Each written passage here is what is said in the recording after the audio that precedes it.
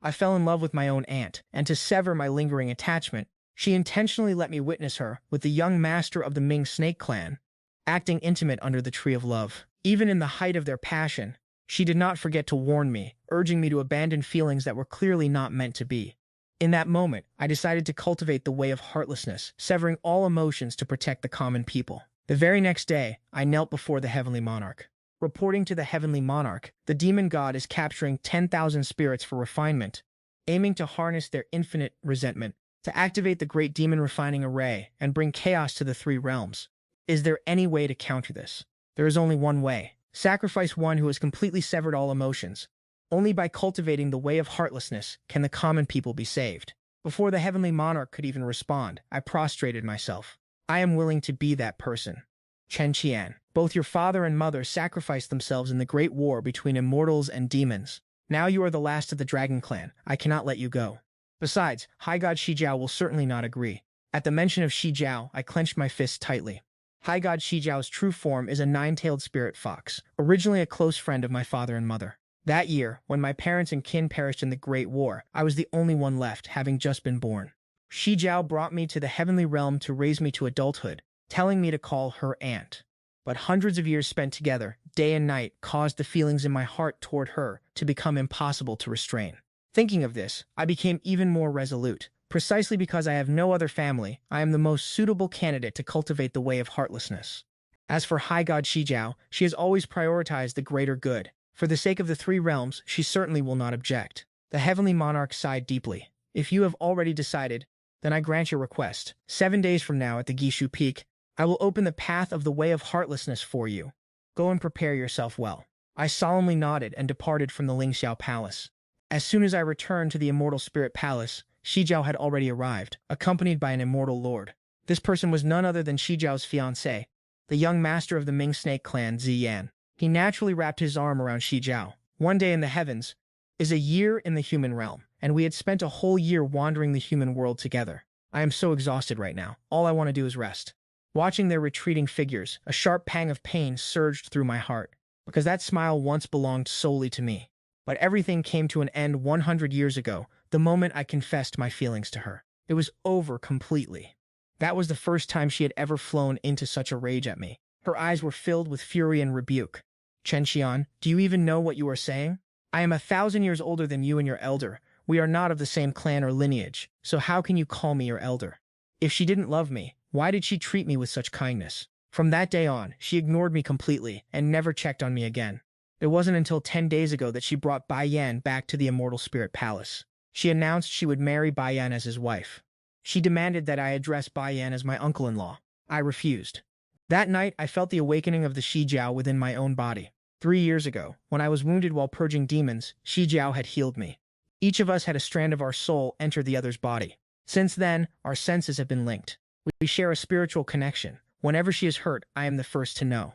That night, when the Shijiao stirred, no one knew better than I what she was doing with Bai Yan. In that moment, my heart turned completely cold, and as I reined in my thoughts, a bitter sorrow spread through me like an ocean. I pulled my gaze away and stood beneath the tree of fate. I removed the jade pendant that I had kept by my side. Ever since I was 100 years old, that was the first gift Shijiao had ever given me. Because I love this tree of fate, she had it specifically planted in the courtyard. I once stood beneath this very tree to confess my love, but in the end it was always unrequited. I looked at the tree, raised my hand, and with a flick of my sleeve, all the blossoms withered in an instant. A love that should not exist must be severed. These flowers no longer have any reason to remain. In 4 days I will enter the path of the Heartless Dao. Every beautiful memory from the past will no longer be able to stir even the slightest emotion within me. On the 3rd day before it begins, I return to the North Sea where, 400 years ago, I once made a promise that everything I desired would be granted. Yet, she became the one thing I could never possess. The scenery remains unchanged, but it no longer holds the beauty of my memories. 2 days before the event, I traveled to Mount Kulun and Wanhua Valley. At Mount Kulun, Xiao taught me the cultivation techniques. At Wanhua Valley, she made flowers bloom across the entire mountain just for me, yet the Wanhua of today is no longer the one I remember. I stood silently amidst the sea of flowers and sighed, realizing that even the last remnants of my memories had faded away. I wiped a stray tear from the corner of my eye, left Wanhua Valley, and walked through the blinding darkness for the entire night. Upon returning to the Shanling Palace, Xiao and Xian had already arrived. They brought back a mountain of belongings. The moment I stepped through the gate, Bai Yan called out to me. Qian, I brought you many gifts from the human realm. I stared blankly at the pile of items and shook my head. My thanks, but I have no need for these. Bai Yan acted as if he hadn't heard me, holding up a red robe embroidered with gold thread against me. The vibrant red of the fabric struck my eyes like fresh blood. I was instantly flooded with visions of my father, mother, and clansmen covered in blood. A wave of repulsion rose from the depths of my heart. I instinctively shoved the robe away, and when Xiao saw my reaction, her expression turned icy. Have you forgotten your manners? Xian is offering you a gift. How dare you refuse? Her cold, biting words pierced my heart like a blade, choking the breath from my lungs. I'm sorry, I truly don't need them. With that, I turned and fled the scene. But before I could get far, Xiao caught up to me. She frowned. You still dislike Bai Yan, don't you? I hope you understand that from now on, we are all one family. Hearing those words, I was momentarily stunned, unable to process her meaning. In the next heartbeat, a flash of red light flickered between her fingers. I looked down and saw a red string tied around her right ring finger. In the immortal realm, two people about to be wed tie such a string to signify their union. I had guessed that Xiao would eventually marry Bai Yan. I had never seen her treat any man with such affection, yet I never expected it to happen so quickly. Congratulations, Xiao. She gave a curt nod and shoved the red robe into my hands. The day Bai Yan and she didn't even give me a chance to refuse, before turning her back and walking away. A bitter taste rose in my heart. It was clear that He Jiao had always respected my wishes in the past. She would never force me to do anything I didn't want to. I felt like I didn't even recognize her anymore. She returned to Bai Dian's side. The sound of their intimate conversation drifted faintly toward me. He Jiao, why are you being so harsh with Qian? Is it because you don't like him? Haio's voice reached my ears clearly, each word landing like a heavy stone pressing down on my heart. I tightened my grip on the crimson robes in my hands, pressed my palm against my chest, and whispered in a daze, Xiaodi, rest assured. The troublesome person you dislike will be gone by tomorrow. I returned to my chambers, and after much deliberation, I decided I would say my goodbyes to He Jiao for good. I still had one final gift I wanted to give her, to repay her for looking after me all these years in place of my parents. But when I opened the wooden box, it was empty inside. This was supposed to hold the spirit dragon jade, the treasure of my dragon clan. Whoever wears this jade can purify their spiritual energy, allowing their cultivation to progress by leaps and bounds. It was not only my most precious possession, but also the only relic left behind by my father and mother. But now, the spirit dragon jade was gone, and my heart turned ice cold, for I could sense Haio's scent lingering in the wooden box. I carried the box outside to the courtyard. Bai Dian was nowhere to be seen, leaving He Jiao alone. Seeing the box, He Jiao immediately understood my intentions. And she admitted it directly. A few days ago, Bai Dian hit a bottleneck in his cultivation, so I took the spirit dragon jade for him to absorb. You weren't here that day, and I've been so busy since that I forgot to tell you. Consider this a favor I owe you. Whatever you want as compensation, just name it. Hearing her dismissive tone, my heart plummeted to the bottom of an abyss. The spirit dragon jade was meant to be worn, yet she had casually handed it to Bai Dian and even helped him absorb it into his body. Do you even know? What? The spirit dragon jade was a relic from my father and mother. I asked, my voice trembling. He Jiao nodded. Naturally I knew, which is why you should just tell me what compensation you want. Watching her nonchalant expression, I curled my lips into a bitter smile. I had originally intended to give it to you. Xiaodi, I only have one request. Today is my birthday. Could you spend tonight with me? Chen Qian, I am warning you, do not harbor any other thoughts. I bit my lip. I promised I wouldn't. I only wanted to have a proper farewell. He Jiao stared at me intently, not understanding why she couldn't bring herself to refuse again. After a long silence, she replied coldly, Understood, very well, then we shall meet in the main hall tonight. After she left, as the sun set, I brought the food to the table.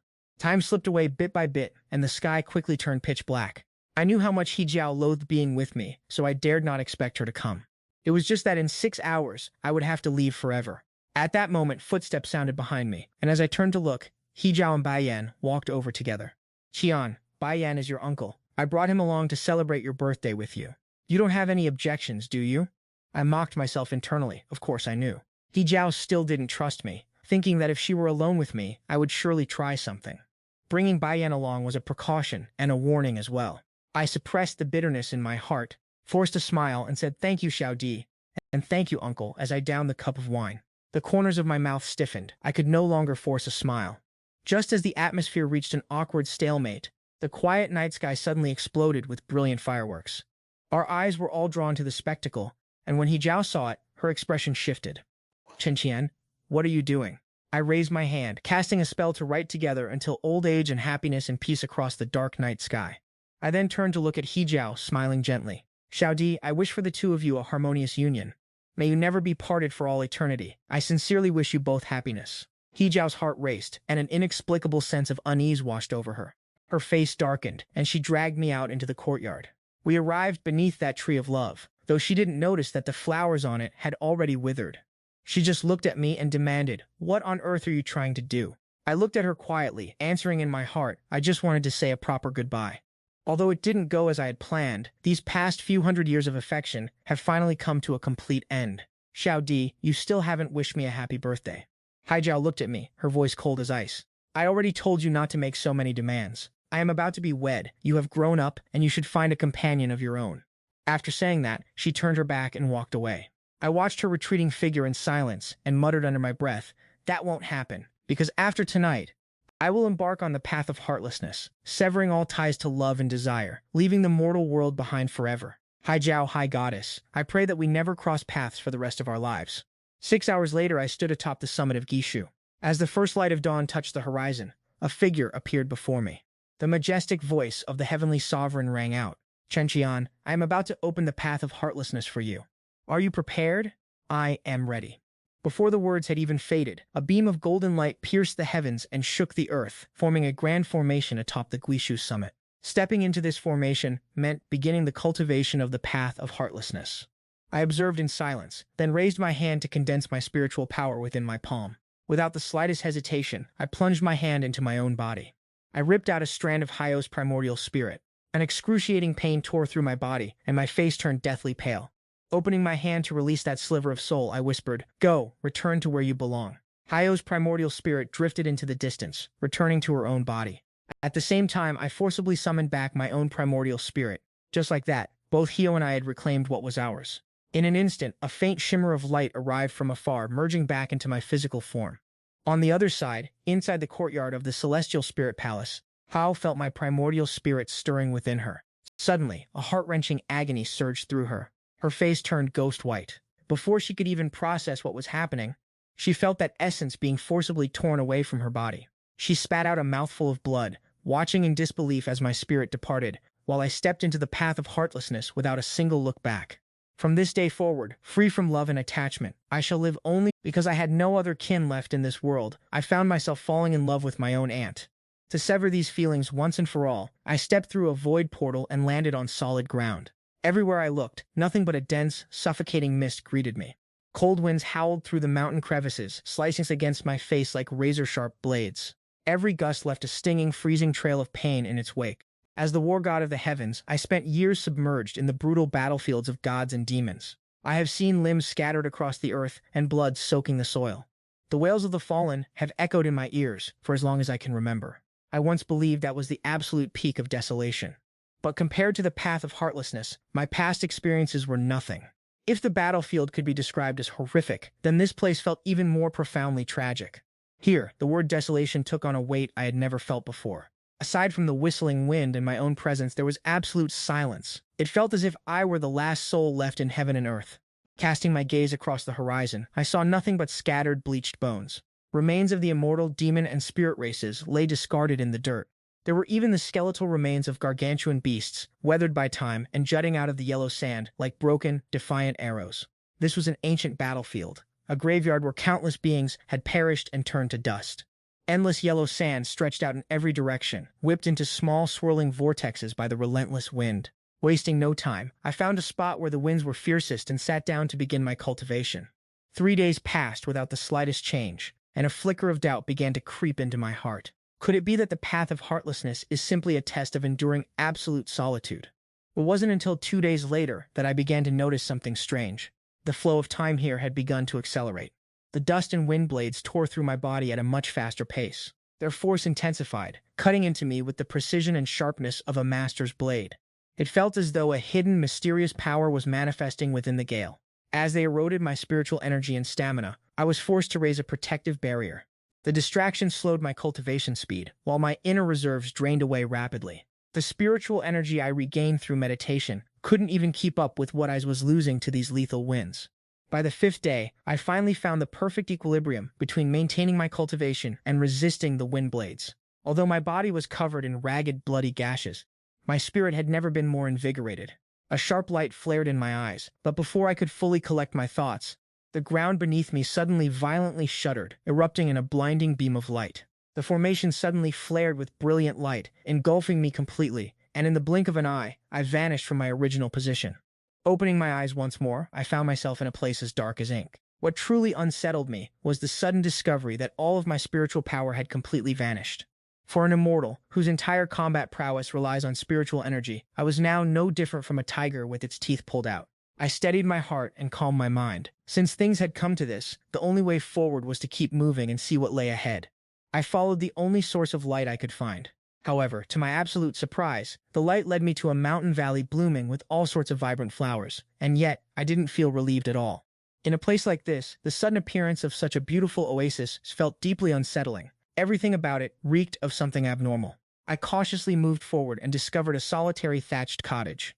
As I drew closer to inspect it, I realized to my shock that there were still signs of someone living here. The wooden door creaked open, and a slender, pale hand pushed it wide to reveal who was inside. Gradually, the true appearance of the cottage's owner came into full view. I immediately tensed up, ready for a fight.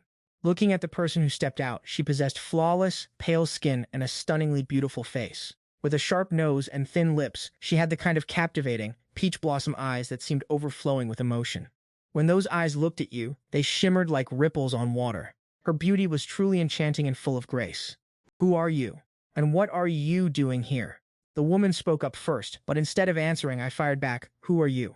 The woman walked leisurely over and sat down on a reclining chair in the courtyard. "Since you have arrived here, you must also be cultivating the Heartless Path. Technically speaking, I am your senior. I just arrived here about 1,000 years earlier than you." 1,000 years? Is she around the same age as Shijiao? If so, why is she still pursuing the Dao? I looked at her suspiciously and asked, "With your age, is this really the place to still be seeking enlightenment?" Giving me a look that said, "You wouldn't understand," she replied. "Fellow immortal, that is where you are wrong. I cultivate the Heartless Path, and naturally, I have no interest in social interactions with the outside world. Here, I can focus on my cultivation without anyone to disturb me. Why wouldn't I stay? I am simply staying here to pierce the mysteries of the Dao." I thought for a moment and found that, surprisingly, her words actually made sense. As long as she wasn't a threat to me, I had no interest in digging into whatever secrets this woman might be hiding. I cupped my hands in greeting and said, "My apologies, senior. May I ask what place this is, and are there any rules I should be aware of? Trying to probe me for information, are you? Very well, telling you won't hurt. After all, everyone has their own path to follow. Just stay here and contemplate. One day, when you finally have that moment of clarity, your path will naturally reach its culmination.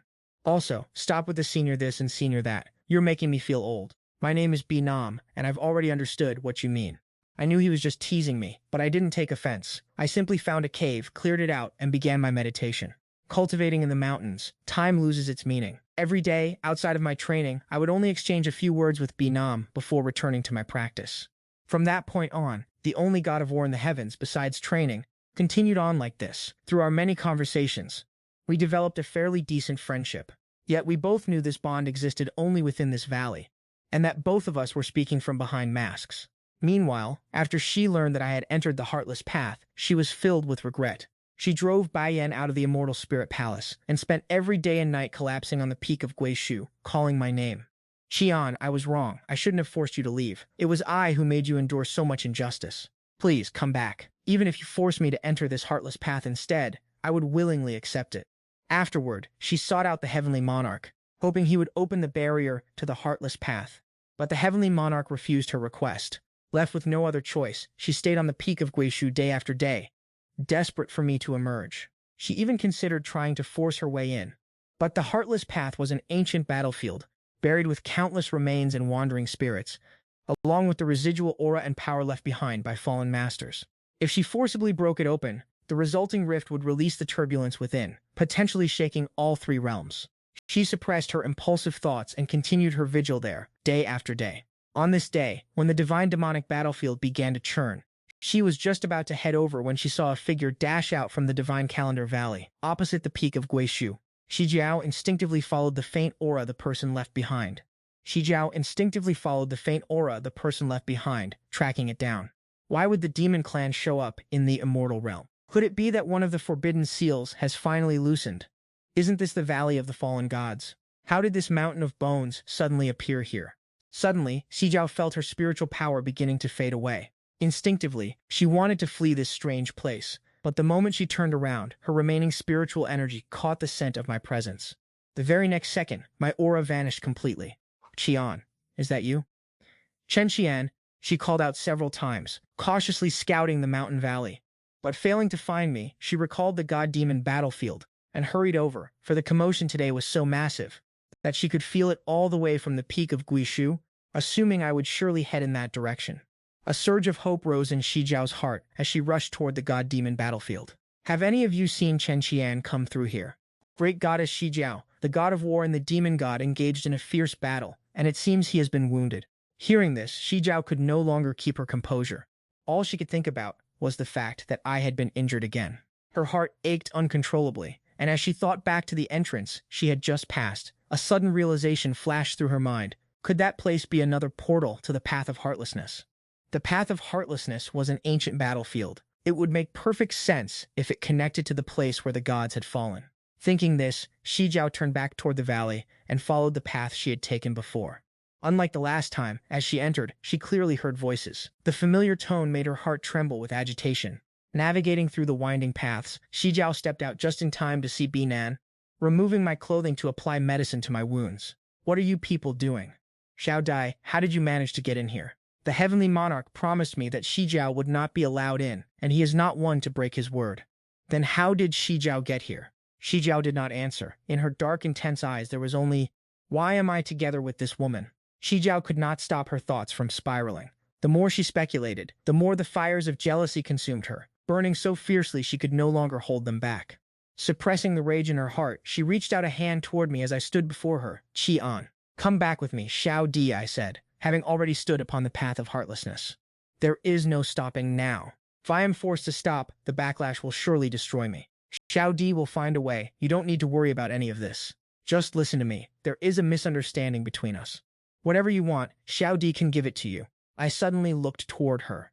Can I have you, Xiao Di? Yes, Xiao Di promises you. As long as you come back with me, I will give you anything you desire. Anything you want, I can provide. My eyes widened in pure shock. Xiao Di, what nonsense are you spouting? Aren't you about to marry Bai Yan? Shijiao hurriedly explained. I only sought out someone to put on a performance in front of you, because I wanted to hurt you. I looked at the person in front of me, feeling like a total stranger.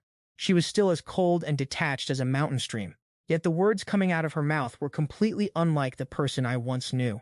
Seeing my silence, Shijiao stepped closer. Qian, rest assured, Xiao Di will never do that again. However, I remained standing exactly where I was, not moving a single inch, my attitude completely calm. Is that so? But I don't need you anymore. Shijiao stared at me, stunned, her voice dropping to a near whisper.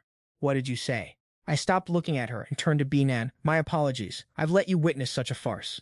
How could that be? How many years have I been here? It has been a long time since I've seen such a drama. You two should continue. Just pretend I don't exist. I'll be quiet. Is she truly this oblivious, or is she just pretending? Does she not know how to leave? Shijiao's tightly wound composure finally snapped under the intimate conversation between Binan and me. She became furious and instinctively tried to channel her spiritual energy to banish Binan, but nothing happened at all.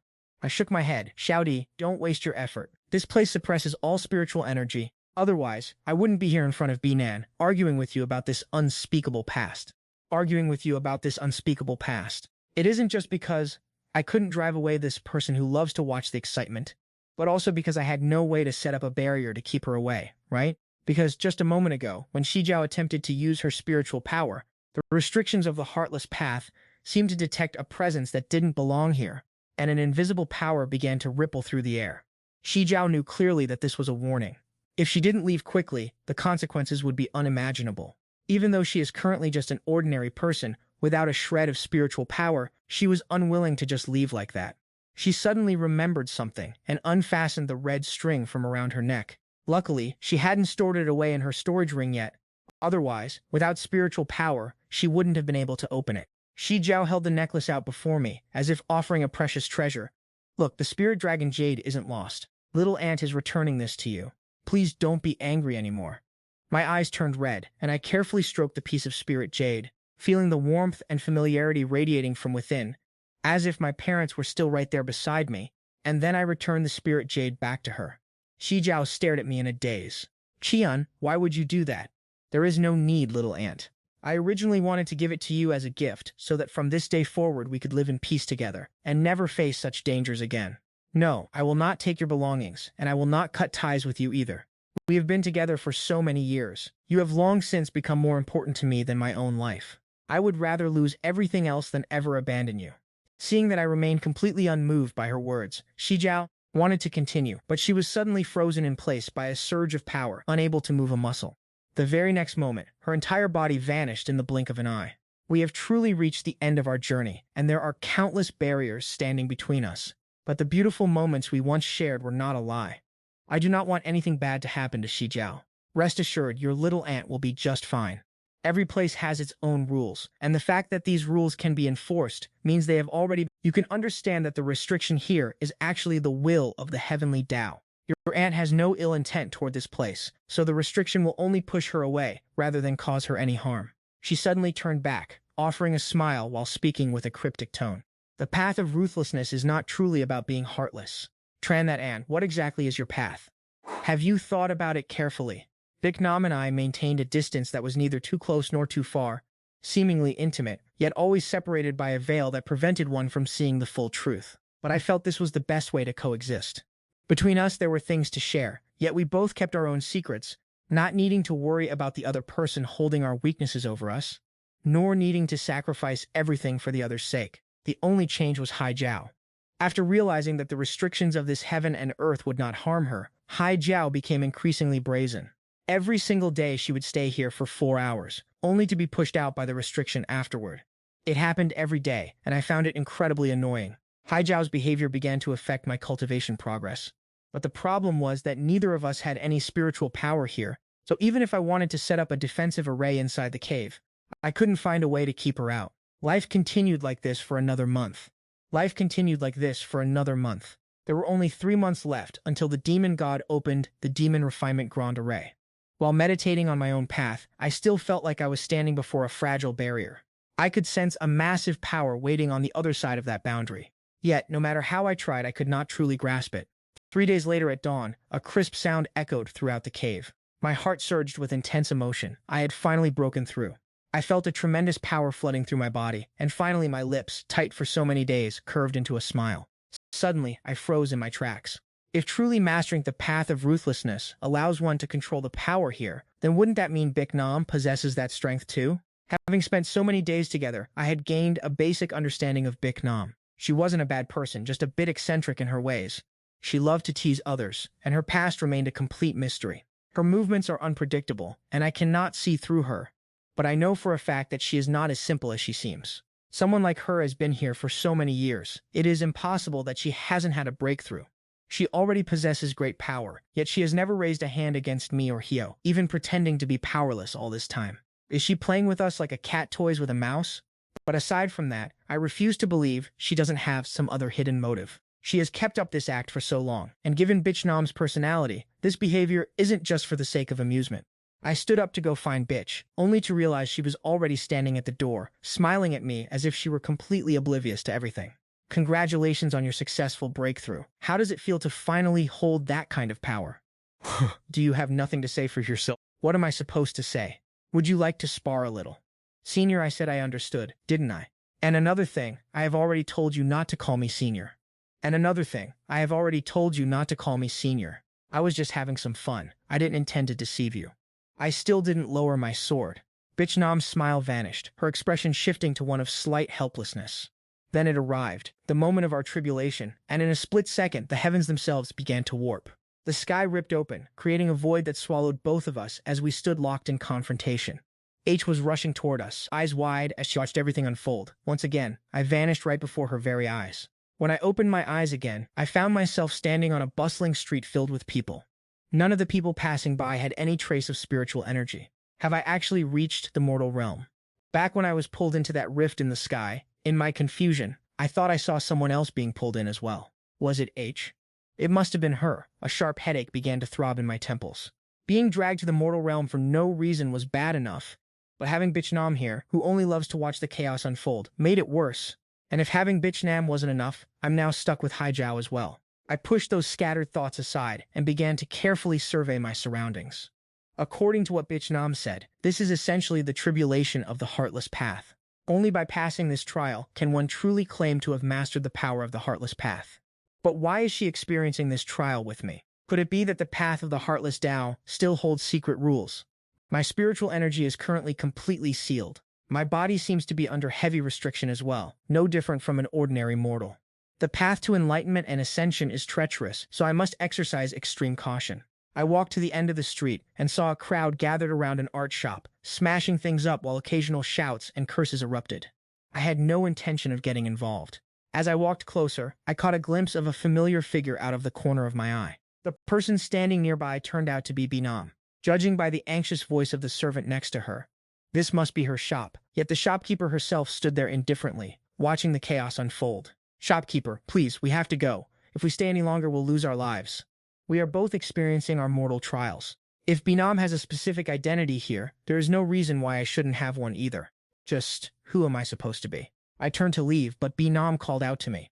"Young master, look at this. These men are destroying my shop without cause. How should such a matter be handled? What kind of trash is this painting? You think you can demand 300 taels of silver from me for this? Why don't you just go rob someone instead? Pay me 1,000 taels of silver. We can consider this matter finished. Otherwise, this shop will never open its doors again." He threatened Binam with a sinister grin, his greedy eyes fixed on the money pouch at her side. "Young master, forgive me for being blunt, but didn't you look at the painting before you bought it? Did this painting only turn into this state today? Are you saying you can't afford the price of my art?" The surrounding crowd erupted in mocking laughter, pointing their fingers at the man who had brought his lackeys to trash the store. This Hotam Han only thinks about how to bully innocent people every single day. Anyone on this street without a powerful backer ends up being extorted by him.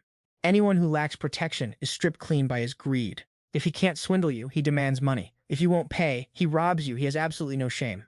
Being in the same city as someone like this makes me lose face just by saying, "I am from Teichu." The expression on in the past, all he had to do was utter a single threat, and those people would hand over their money with both hands. Biknam looked toward me again, a mesmerizing smile spreading across her lips. "Young master, would you be willing to help me out?"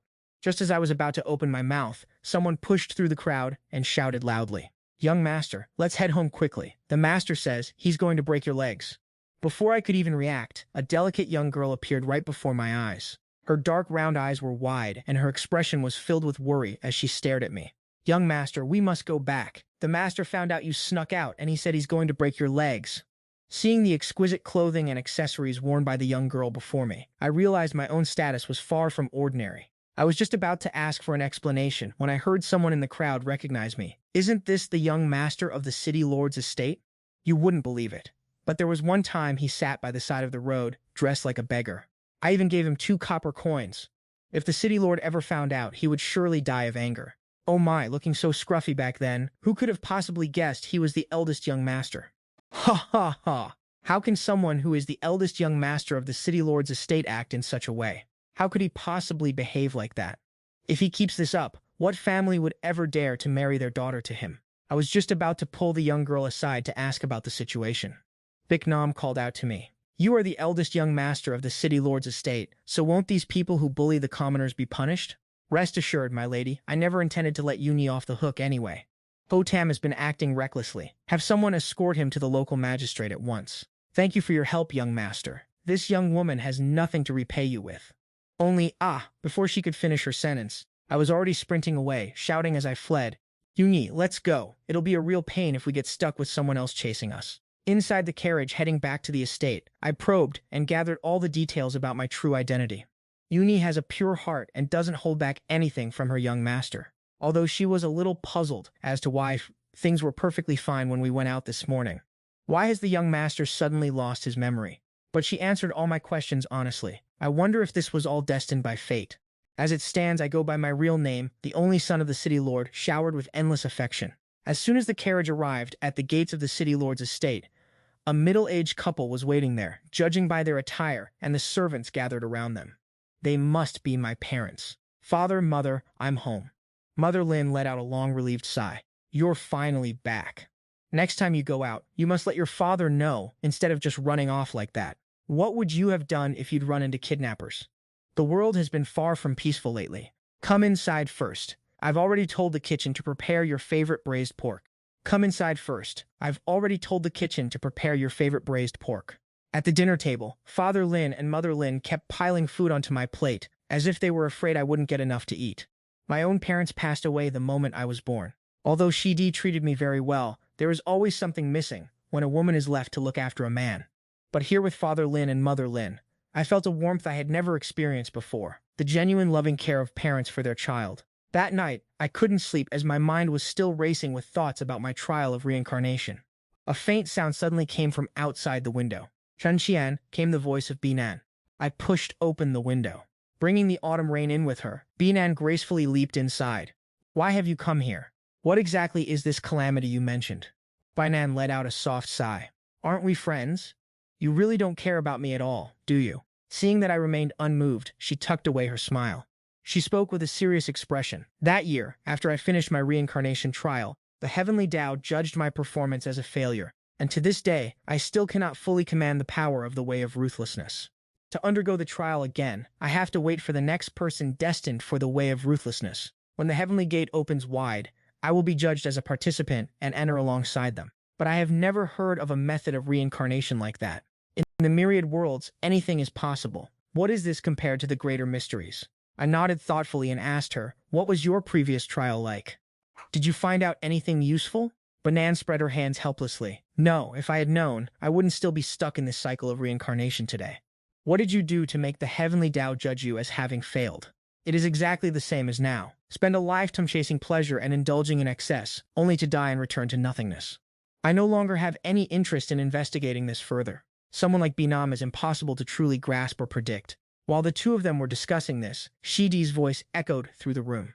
Qian, I am truly helpless here. Why does everyone insist on sneaking in through the window in the middle of the night? Can't we just talk about this during the day? I only arrived today and am still unfamiliar with this place. I didn't want to alert the people in the city lord's manor. I had no choice but to open the window for Shidi. As soon as Shidi stepped inside, she saw Binam reclining on the chaise lounge. She narrowed her eyes in visible displeasure. In the dead of night, it is highly inappropriate for a foreign woman like you to be lingering here. Binam seemed genuinely surprised, raising an eyebrow as she looked around, pointing at herself and then back at Shidi. Aren't you supposed to be Chen Qian's aunt? You are not. Is the relationship between him and me really any of your business to gossip about? Do you honestly think you are on my level? Binam let out a cold laugh, but before she could continue, I impatiently cut them both off. Neither of you wants to leave, is that it? If you don't want to leave, then go away and stop bothering me here. Having faced off against each other countless times, Shidi knew Binam was utterly shameless and didn't bother trying to argue with her. She turned to me and asked, have you found any leads regarding your mortal trial yet? Not yet. Shidi started to say something else, but I cut her off. Aunt, you should return to the heavenly realm. You were never meant to come on this journey. We have no choice but to face this mortal trial, but you are different. You can leave whenever you wish. Are you driving me away because of her? Everyone has their own path to walk. Aunt, if there is nothing else, do not interfere with my mortal trial. You know better than anyone how vital this trial is. Aunt, do not meddle in my karma. Qian, I would never do anything to harm you. You have already caused. That's not quite right. I did it on purpose, but believe me, it was for your own good. I only wanted to maintain the bond between us. As your elder, I naturally have a much broader perspective than you do. Wouldn't it be better if we remained family forever? If that's the case, I will certainly acknowledge you as my aunt. Rest assured, you will always be my aunt. Oz, Anantha, have you still not managed to see things clearly? I will come to visit you again next time. After Shidi took her leave, I glanced at Binan standing beside me, my expression darkening instantly. You should go as well. Binan picked up a brush with great enthusiasm, abandoning the topic of our reincarnation trials, as no one knew if our fates were truly intertwined. How can you be so certain that my destined trials are the same as yours? After Binan departed, I sat there lost in my own thoughts, back before I began cultivating the path of heartlessness. Every reincarnation trial I undertook had a specific objective, except for this path of heartlessness. From the very moment I stepped through the gates to begin my training, whether it was cultivation or enduring a trial, none of them ever came with hints or guidance. I could only let nature take its course, simply moving forward as the events unfolded. A year later, Father Chen and Mother Chen began pressuring me to get married. In this place, men start going on matchmaking dates at 14, and they are expected to be wed by 16 at the latest. Anyone who hasn't married by 16 is assumed to have a physical defect or simply be cursed with bad luck. It had already been an immense struggle for Father and Mother Chen to keep me single until the age of 17. The elders of the Chen clan came knocking every few days to urge the matter, and unable to bear seeing them so troubled, I finally agreed to meet a few candidates. The first was the leader of a local transport guild, a woman with a powerful, muscular build and broad shoulders. When we met, her eyes burned into me as if she were glaring right through my soul. I silently wondered, could we possibly have some hidden grudge against one another? Then, she demanded that I satisfy her 4 times a night before she would even consider marrying me. She claimed that because I was just a young man, I should be willing to make a few sacrifices. I couldn't help but curiously ask what her standards for a young man actually were. She answered, quite mercifully, 3 times a night is plenty enough. I flicked my sleeves in a fit of rage, yet another failure. The second candidate. My parents, having learned their lesson, chose a young lady from a prestigious family in Jiangnan. But I couldn't see anything prestigious about her at all. She wasn't even married yet, but she already had 4 boy toys and 3 bed warmers. And that's not even mentioning the men she entertained elsewhere. This so-called prestigious family. There was nothing pure about them, and certainly nothing noble. They actually demanded I provide a massive dowry just to marry into their family, claiming their Wang clan was of high standing. If I wanted to marry into the family, a massive dowry was apparently non-negotiable. Miss Wang, from what I gather, you keep quite a few lovers on the side, don't you? Do you honestly think you're worthy of me? The third candidate, a perfect match for our status, was the youngest daughter of another city lord. I heard you scared off the first 2 suitors so badly they ran for the hills. As the old saying goes, there is no need for beating around the bush. My requirements aren't many. If you bring your entire city as a wedding gift, I will marry you. What do you think? I asked with complete sincerity. Mother, father, do you have any other children? Mother, father, I am your only child. Can't you just bring your own dowry and marry into our family instead? I don't need much, just adding another city to my name will suffice. Her face turned bright red with fury. Do you really think you're such a prize? You're just an old man who can't even land a wife, and yet you dare to be so picky. Let's see if anyone is even willing to marry you. In the middle of the night, following her insults, I tracked her down and threw a sack over her head. I gave her a good beating and refused to ever admit it was me. And just like that, all 3 matchmaking attempts ended in failure, leaving me wifeless and with a tarnished reputation. This only made my parents even more miserable and worried. Feeling a bit guilty, I rolled my eyes, and suddenly, a brilliant idea struck me. The next day, I rushed to a calligraphy shop, grabbed a man, and dragged him right in front of my father. Father, I want to marry them. Do you want to know what it is that I see in them? They are beautiful. Father Tran was clearly displeased. His brows knitted so tightly, he could have crushed a fly between them. He signaled to Mother Tran with a wink, silently urging her to help him intervene. Mother Tran took one look, then nodded sincerely. It is truly beautiful. Honestly, it's quite stunning. You cannot trust her. Who knows when she might just stab you in the back. Just as I was about to step forward and argue, Beechnam intervened. I am willing to bring my entire dowry into the manor and accept every condition and investigation you set. Please rest assured. And just like that, amidst the confusion, she and I were wed. At that very moment, dire news arrived from the border. The fortress guarding the Lu City frontier had fallen. The Northern Army was advancing rapidly southward, closing in on the city gates before anyone could react. Fearing for our safety, Father and Mother Tran had privately discussed sending Beechnam and me away, but I happened to overhear their conversation. My eyes turned red. For the first time in all these years, I truly understood the depth of a parent's love and the heavy weight of their devotion. I sat leaning against a corner of the garden pavilion, looking up to hold back my tears, while Beechnam followed close behind, standing silently by my side. After a long silence, she pulled out a handkerchief to wipe away my tears, while her other hand clumsily patted my back in comfort. I wiped away the tears that refused to stop falling, and with a trembling voice I declared, I must defend this place. Beechnam said nothing, simply gripping my hand tightly and looking directly into my eyes. I went to find Father Tran with her by my side, not avoiding the issue in the slightest. I heard everything earlier today. The situation in Jing City is dire. Who gave you permission to eavesdrop? It was my own choice to listen. Mother Tran calmed Father Tran down, patting his chest gently. Since they already know, there is no point in keeping it from them anymore. She pulled her hand away from Father Tran and turned to retrieve 2 travel bundles. Inside are travel expenses, official passes, and documents for the 2 of you. You can head straight to Westzhou. A close friend of your father guards that region, so you won't have to worry about having nowhere to turn. Are we really leaving? And what about you and father? We must stay behind to defend this place, for the sake of the people within these walls. Wait for your father and me at Qian Pass. In a boat caught in a storm, it is impossible to protect everything at once. We cannot escape this fate. Leaving now would only be a desperate attempt to buy a little more time. But I only hope that you— I said nothing, standing my ground with stubborn resolve. Biknam took my hand and set our luggage aside. Please, just let us stay here. Even if you force us to leave, she will only find a way to run back. You know as well as I do, I simply cannot control her. Chen Fu glared at me, only to be met with an innocent smile. Finally, he gave in with a helpless sigh. If that is what you two want. Once Chen Fu gave his consent, I ran to the military camp every day, only to realize there was nothing I could do to help. Mortal warfare is entirely different from the conflicts of the celestial realm. I am no expert in these matters, and so I poured all my energy into preparing supplies and logistics. Biknam remained by my side, diligently helping me every step of the way. A month later, after escorting the final shipment of supplies to the camp, I rushed straight to my quarters and collapsed onto the bed. A moment later, I heard movement beside me. Biknam slowly lay down next to me, propping herself up on her elbow to look at me and asked, "You want to go to the front lines, don't you?" I turned to face those eyes that seemed to read my very soul and nodded without hesitation. I suddenly realized that those peach blossom eyes, once shimmering like clear water, were now etched with crimson bloodshot veins from a lack of sleep. It gave Biknam a haunting, melancholic beauty that struck deep within me. I wondered whose heart is beating this wildly. Is it mine? Have I truly fallen for Biknam, or is it because I have lost my spiritual power that my heart is racing like this? I have faced life and death on the battlefield countless times before, yet my heart has never raced like this. Why does it have to be now?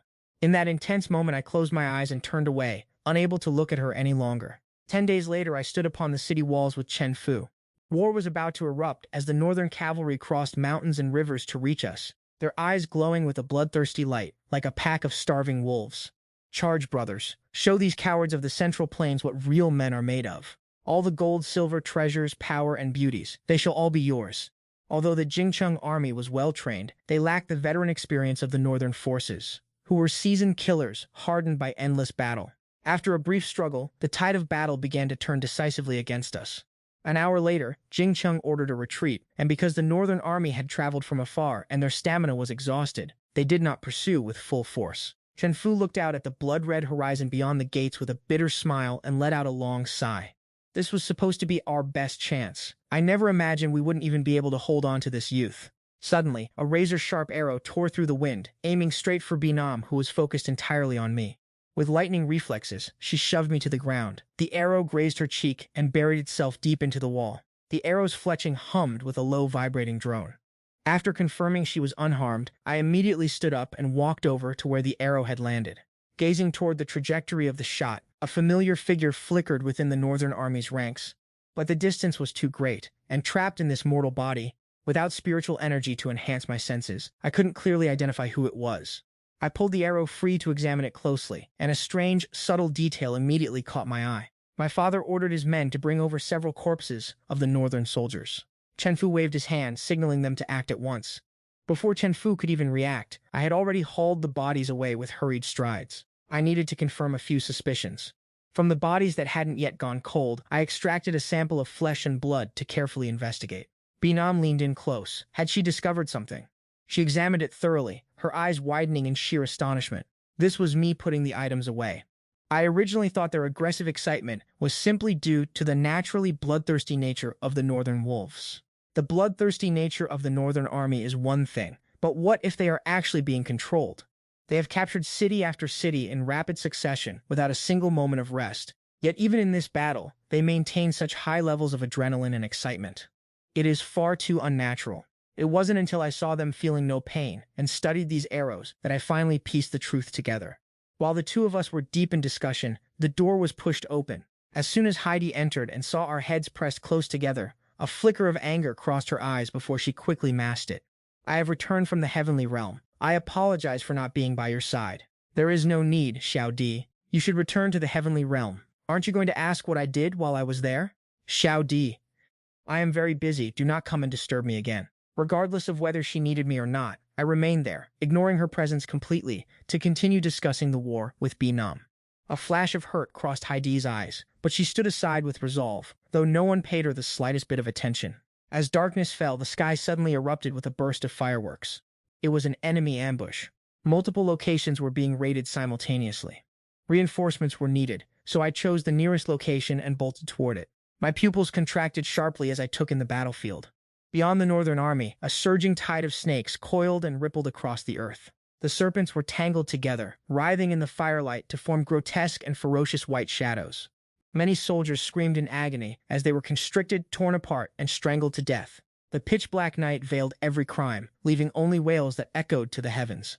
I looked up to see the familiar face of Bai Yan across the distance, wearing a look of smug triumph.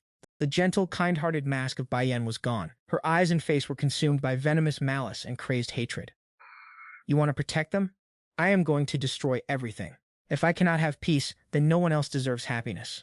Why should you get everything you ever wanted, while I have sacrificed so much only to receive nothing in return? Tran that on, just die here in the mortal realm and never come back. I grabbed the realgar powder from my waist and scattered it toward the snake swarm. Though the effect was minimal, it still offered some resistance. Seeing my actions, the surrounding soldiers immediately followed suit. Fortunately, Bai Yan is still restricted by the heavenly Dao. The snakes she summoned are merely ordinary mortal creatures. Realgar and strong liquor can effectively drive this swarm away. How could you possibly know that? Have you already forgotten? The arrow you shot at me was coated with the poison arts of the Serpent Clan. From that very moment, I knew for certain that you were the one behind this. From that moment, I knew you were plotting something, so I was prepared for this long ago. I didn't expect to be exposed so easily. That arrow should have killed you. Why do I suddenly feel such a wave of unease? Bai Yan's sleeves and hair fluttered without a breeze, her entire form radiating a shimmering light in the dead of night.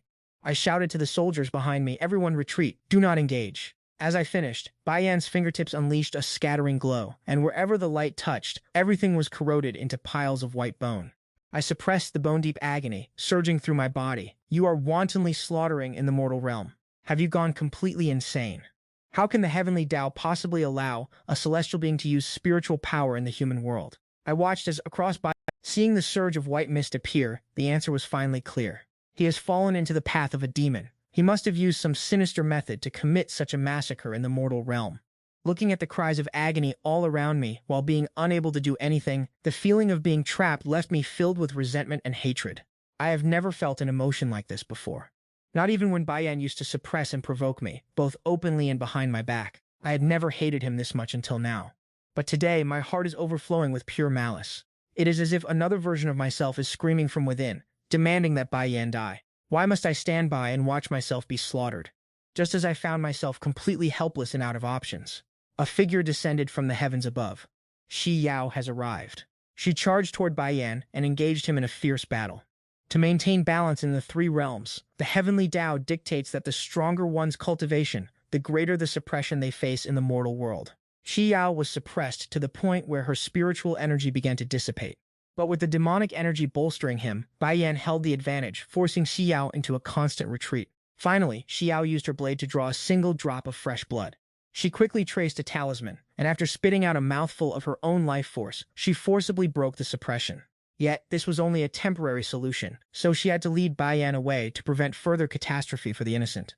As soon as I finished tending to the wounded soldiers, Shi Yao returned, but she had been struck by snake venom. Xiao Di, hurry back to the celestial realm and use your spiritual energy to detoxify. But how will you know if this medicine won't work if you don't even try? I had no idea what kind of scheme she was plotting, so I could only let her try. Apply it yourself. Last time I saw you help him heal, why can he do it but I cannot? It is because I am in love with him. Then what about me? What am I supposed to do? Didn't you say you liked me? But I love you too. Only after you completely vanished did I finally understand. I realized exactly where this conflicted desire to never let go had originated. It was the agony of longing for that which I could not possess. I was joyful because of your reliance and affection toward me. Yet I was terrified to face my own twisted, hidden desires. I was terrified to face the darkness growing within my own heart. Qian, I adore you, and I want to be by your side forever throughout all our lifetimes. It was my mistake. I beg the great war god to be merciful and forgive me, can you? Xiaodi, you have been blinded by the snake venom. Why don't you return to the celestial realm to heal your wounds? Realizing the rejection in my words, Xiao's face was filled with regret and despair. Why does my heart ache so much? Do you not believe me? When our primordial spirits were exchanged, you should have been able to feel my true thoughts. Every single beat of my heart was for you. I only thought of the things we once experienced together. I laughed bitterly. Shaolin, isn't it because you were with Bai Yan? In the beauty of the night, what does the woman in his arms have to do with me? How could I ever be with him? Does he even deserve it? Every time he stayed at the Immortal Spirit Palace, I set up a barrier to keep him contained within it. On all those nights, I only thought of you, and that night when we were drunk, I knew exactly who I was kissing. It was because I was too selfish and cowardly, afraid that you would see through my distorted feelings, so I lied and told you I had mistaken you for someone else. It was all my fault, for making you suffer through so much injustice. Qian, can you give me one chance to make amends? Let us start over again. Under a different identity, I didn't answer him, avoiding those eyes filled with desperate hope, and turned to walk out of the tent. Xiao Di, you must leave now. This is my tribulation. It has nothing to do with you, please, just go. Ever since that unpleasant parting, I hadn't seen Xiao for 2 months, and the situation on the battlefield was becoming increasingly tense. Thanks to my understanding of Bai Yan's poison, I finally found a glimmer of hope for survival. Last time, Bai Yan was truly injured, so he couldn't unleash his demonic energy to harm others, giving me a rare moment to breathe. I have lost count of how many times we have clashed. Looking at the scene beneath the city walls, which looked like hell on earth, half of the generals who once stood by my side were gone. My father had aged significantly, his hair turned white, and even Bi-Nan had betrayed me. There she was, appearing within the northern border army, standing right beside Bai Yan. 2 months ago, after the night Bai Yan attacked, Bi-Nan had come to me, insisting that we couldn't stay here any longer and that we should pack our things and leave. Why have you led Bai Yan here? He has unleashed a forbidden technique that allows him to use his cultivation powers in the mortal realm, and the northern border army has been poisoned as well. They are now deeply convinced that Bai Yan is a blessing bestowed upon them by the divine shaman to counter the spreading toxicity. This situation has become a matter of life and death. We must leave as soon as possible. During a tribulation, if one survives lightly, their cultivation regresses. If the toll is heavy, their Dao heart shatters, destroying any chance of following the righteous path and leaving them a broken husk. I do not agree. This calamity was brought upon them by us. If I leave, what will happen to Jingcheng? What will become of the countless soldiers and common folk? What does their survival have to do with me? We are not from this place to begin with. Sooner or later, we have to move on. The time we spend in the mortal realm isn't even enough for a single meditative retreat. Furthermore, once we are gone, Bai Yan will have no reason to waste his time here either. I suddenly feel like this is her true face. It's just that her performance was so convincing, so perfect that it made one completely forget she is nothing but a cunning fox. But I still find it hard to accept. Is it possible that you never truly intended to stay here at all? Bai Nan has left. And when she reappears, she is right by Bai Yan's side. These past few days, she helped Bai Yan scheme against me, filling the military camp with resentment and crushing the troops' morale. Now that she is standing next to Bai Yan again, whispering something into his ear, I turn my gaze away, unable to watch. Suddenly, a strange event unfolds on the battlefield as the northern troops begin to foam at the mouth and collapse. The northern soldiers are dropping to the ground, convulsing one after another. The Jingcheng army, blinded by bloodlust, charges forward to strike them down without mercy. Even as the northern forces sound the horn for retreat, the soldiers lying on the ground, seized by tremors, have long since lost the strength to return to their city, left with no choice but to be slaughtered like cattle. My keen eyes scan the opposing camp, only to discover that Bi-Nan is nowhere to be found, while Bai Yan is collapsed on the ground, his face deathly pale, sweat pouring off him incessantly. Things have reached this point. If I still can't see what Bi-Nan is planning, I might as well not be alive. Using nothing but a mortal body to wound Bai Yan this severely, I have had my eyes on him the entire time. I immediately sensed the white aura radiating from his body, almost as if it had taken physical form. Yet, the people of the northern region showed no fear. Instead, they were incredibly excited, cheering and clapping in delight. The shaman god has manifested to bless the northern region. But it was clear that Bai Yan was sacrificing their lives to gamble on one final move. Bi-Nan appeared behind me, and together we watched the chaotic scene unfold. I looked at the crowd, who had become inexplicably frenzied, and felt that something was terribly wrong. I raised my foot, intending to rescue Chen's father and mother who were surrounded by the mob, only to realize I was locked in place by the heavenly Dao and could not move. Having been here for nearly 2 years, this is the first time I have felt it so clearly. The heavenly Dao is guiding me toward a specific path. The commoners were blinded by rage, and some began to scream, "Capture them!" I watched helplessly as they charged toward Chen's parents like demons. Because of the war at the borders, the city lord's mansion no longer had many guards left. The city lord's mansion no longer had many guards left, as they had all been deployed to the front lines. Those who remained were merely servants without any ability to fight back. Chen's parents were already being dragged to the gallows. I tried with all my might to break free from the restraint, but it was useless.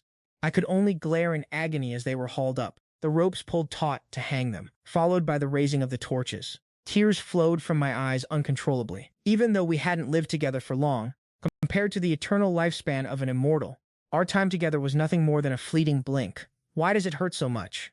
Bicknan sighed softly and wiped the tears from my face. Stop trying, it's useless. I am not being restrained. This proves that the heavenly Dao is only targeting your desire to save them. You should know that their fate was already sealed in this war. Even we are powerless to change it. For now, you must focus on the battlefield. That is the most important task. I was forced by an invisible power to walk toward the battlefield, with the front line guarding the commoners ahead of me, and my parents being slaughtered by those very same commoners behind me, as Baiyan's control over the Northern Army began to slip. They were like a pack of diseased wolves, having lost their purpose. Baiyan's serpent venom was spreading through their bodies, and no one could keep them under control. The Beijing army troops, poisoned to the core, fluctuated between weakness and madness, blindly swinging their blades to slaughter one another. Even if Jun Jingcheng just stood by and watched, they were destined to die, either by the hands of their own allies, or by their bodies rupturing from the venom. Watching from a distance, the Jingcheng army soldiers murmured, "This is divine retribution. The heavens have finally opened their eyes. The three sons of the Wu god deserve this. We've won. We have actually won." Bic Nam stood by my side as I quietly looked out over the battlefield, knowing that everything had finally come to an end. After arriving here, I was no longer restricted, but it was already far too late. The deaths of Chen Fu and Chen Mu were an outcome already decreed by the heavens. I looked toward Bix Nam and asked the question burning in my heart. What did she do to Bai Yan? Why was he injured so severely? It was nothing much. While he was channeling the serpent venom into the Beijing army, I just added a little something extra to the mix. He simply suffered the backlash. Added what? Why don't you try to guess? I suddenly noticed Bic Nam's physical form beginning to fade, and as she slowly started to disappear, I felt a wave of panic and carefully reached out to touch her hand. Bic Nam, what is happening to your body? Bic Nam's face had already turned translucent, yet she smiled with an expression of complete indifference. If you violate the rules, you naturally have to face the punishment. It seems I have failed this mortal trial once again. Chen Qian, you owe me for this. Along with Bic Nam's disappearance, the urgent reports from my soldiers reached my ears. Young master, a report has arrived from the residence. The city lord and his wife have been dragged to the gallows. The city lord and his wife have been dragged to the gallows. They have passed away, and I have lost everything, even while holding on to this city. Is this what the path of unfeeling truly is? What a truly remarkable path of unfeeling. I gazed at the sky as the dawn broke and golden light showered down, stepping into the brilliance without ever looking back. The trial has ended. We return to the heavenly realm at the valley of the path of unfeeling. Bic Nam and I looked at each other, words failing us, and I turned to walk away. Bic Nam's lazy voice echoed from behind me. Just like that. You're leaving? Is there something you need? It's nothing. I just have a bad feeling about this. Instinctively looking toward Bai Nam, he could only see blood streaming down from between her fingers as she clutched her mouth. What happened to her? It is nothing, just a backlash from exhaustion. My Dao heart has begun to waver. It seems I was never truly meant for the way of heartlessness. What a pity. Isn't it wonderful that we are here together? Just the two of us. I am willing to shatter this Dao heart for your sake. Without complaint or regret, I withdrew the hand I was using to heal her, but why was her strength increasing instead of fading? 2 years of trial in the mortal realm had passed, yet for the heavens only 2 days had gone by. The heavenly monarch sent a message, ordering me to report to the Lingxiao Palace immediately. The heavenly monarch sent a message, ordering me to report to the Lingxiao Palace immediately. Upon entering, I saw Bai Yan kneeling in the center of the hall, with Xiao standing to the side. Qian, you have suffered a great injustice, and I shall provide you with an explanation. I thank the heavenly monarch. Bai Yan, young master of the Ming snake clan, you descended to the mortal realm without authorization, defying the laws of the heavens. You killed in the mortal world, meddled in the karma of others, plotted against a high god, and fell into the demonic path. Now your crimes have compounded, so you are sentenced to the path of beasts, to endure the suffering of reincarnation for 10,000 lifetimes. Fearing he would be implicated, the Ming snake clan leader immediately knelt, not daring to plead for mercy. I thank the heavenly monarch for your leniency. It was my failure to discipline my son, so please, punish him as you see fit. I thank the god of war for not pursuing the past grievances. The heavenly monarch then turned his gaze toward Xiao. He let out a cold snort, declaring, "High God Xiao, although you had your reasons, you still descended without permission, leading to this entire chain of events. I sentence you to 81 lightning strikes. Do you accept your punishment?" "I accept." Xiao bowed in submission before turning and walking away. Before she left, she did not forget to send a message to me. "Qian, wait for me. Qian, wait for me," I replied bluntly. "If it weren't for Baiyan, you wouldn't be looking for me at all." Xiao. 3 days after the battle of gods and demons, I had fully mastered the power of the Heartless Path, fully prepared to face the demon god. Xiao rushed over in a hurry. Despite having endured the lightning punishment, her wounds had not yet healed, and her face remained deathly pale. "Come back with me. I will take care of the demon god's affairs. There is no need for you to sacrifice so much." I brushed her hand away. "Xiao Di, everything I have done is specifically to kill that demon lord. If you truly want to help me, then do not stand in my way. But I am afraid that something will happen to you. Afraid that you won't return. Afraid that you will end up just like your parents, fading away on the battlefield of gods and demons. And even more afraid that you will fully succumb to the Heartless Path." To this, I felt no gratitude at all. "Even if I lose my life, it has nothing to do with you, High Goddess Xiao." The sky slowly darkened as the demon god arrived, shrouded in a vast aura of death and spirits. I swung my sword to engage him, the two of us confronting each other in mid-air. It was said that the demon lord wore a mask made of white bone. No one knew his true appearance, and everyone assumed it was because he was too hideous to show his face. Now the white bone shattered, revealing a familiar handsome face. "So, it has still come to this? When did you realize it was me?" "After that bath, when you applied medicine to me, you carried an aura identical to my own." "What kind of aura?" "The aura of a warmonger." "Ha ha ha ha ha. That is why I say we are a match made in heaven. For you I can abandon even my Dao heart. Why can you not stay with me, demon god, and why do you even speak of a Dao heart?" Now the game is over. The two of us fought in the sky without a clear victor, while below, the demon and immortal clans unleashed all manner of celestial arts. High above the clouds, both Banan and I were covered in blood, and my sword had pierced straight through Bainan's chest. The flames on the tip of my blade had burned a massive hole through Banan's chest. Bainan let out a soft groan. "Do you love me?" "Love? Is this what you call love?" "Loving you does not mean I will not kill you. Long before I fell in love with you, my goal was already set to slay the demon god. Pity that a single mistake has led to such a disastrous path. Tran that Anne. I have had countless opportunities to kill you, yet I chose not to.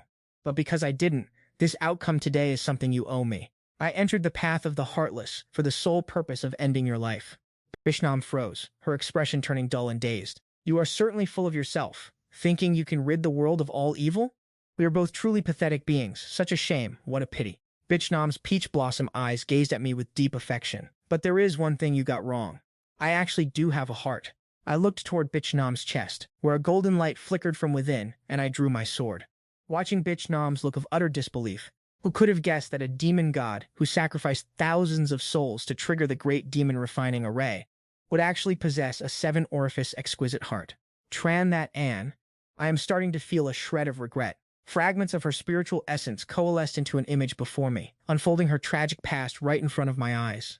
It turns out that Bitchnam was originally human, born into a wealthy and prominent family. At age 5, she watched with her own eyes as her parents were murdered by their own trusted uncle, leaving her to become a beggar until a small sect took her in. By the age of 7, that sect was completely wiped out, all because they failed to pay tribute to the so-called righteous major sects. After that, she continued to wander, suffering deception and relentless bullying. Everyone close to her abandoned her, until a princess playing outside rescued her from a group of beggars. Fearing that she might speak out and ruin her reputation, the princess tricked her into the imperial palace. Sentenced to death by being torn apart by 5 horses, this innocent 18-year-old girl endured the harshest bitterness of the world. After her body was discarded, the princess, fearing the truth might be exposed, hired a high-ranking monk to cast a formation, imprisoning her soul for eternity, ensuring she could never enter the cycle of reincarnation, even in death. After being imprisoned for 1,000 years, Bitchnam succumbed to her sorrow and entered the demonic path, step by step becoming the demon god despised by all. I stared at the blood-red formation appearing in the sky as Bitchnam's wandering soul was pulled inside, and the image before me vanished. I snapped back to reality. "Bitchnam, you went to such great lengths to open the great demon refining array, but for what?" With no time to think, I plunged the prepared blade deep into my own chest, drawing out my heart blood to use as the ultimate catalyst, offering my own body as a sacrifice. "Get out of here now!" I poured every ounce of my remaining strength into sealing the demonic array, and once it was done, I allowed myself to plummet from the 9 heavens, as exhaustion gave way to an overwhelming sense of numbness throughout my entire body. I just wanted to lay there and keep falling forever. Bainan, when you passed away, was it as peaceful as this? A sigh echoed in my ear, and suddenly someone caught my falling body. 300 years later, the Linggong spirit Shi Yao was reading beside the bed. Hearing a stir, she quickly dropped her book and hurried over, beaming with joy. You've finally awakened? I calculated the passing days. Shaolin, there is no need for you to concern yourself with me. Xiao didn't let go, asking, why can't I concern myself with you? Ever since you were injured, I have prayed every single day for you to wake up. Qian, do you know? Back then I was terrified. I traveled everywhere seeking gods and medicine, hoping only to find a glimmer of hope for your survival. Can you please not treat me this way? Do not be so cold toward me, Xiaodi. If you need anything in the future, just say the word, and I will certainly do whatever it takes.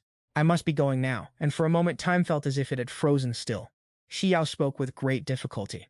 Who are you looking for? Xiaodi, let us simply go our separate ways. Xiao seemed to lose all her strength, slowly dropping her hands. Go then, but be careful not to let others bully you. My thanks to you, Xiaodi. Xiao stood atop the highest floor of the palace, watching me step by step leave her territory, fading slowly from her sight. She understood that these past 300 years were the final time we would ever be together, and from this day on, the Immortal Spirit Palace would no longer have a male master. I had originally intended to return to the mortal realm alone, but my immortal attendant was far too worried about me. Just as I was passing through the street, a scene before me caught my attention. A local bully was seen harassing a young woman selling paintings. My master, witnessing this, looked on with a hint of surprise. Exalted Immortal, isn't that the reincarnation of the great demon god? Once reincarnated, she is no longer a demon god. I used every ounce of my strength just to lead her into the underworld. To all living beings, that is merely the natural cycle of reincarnation.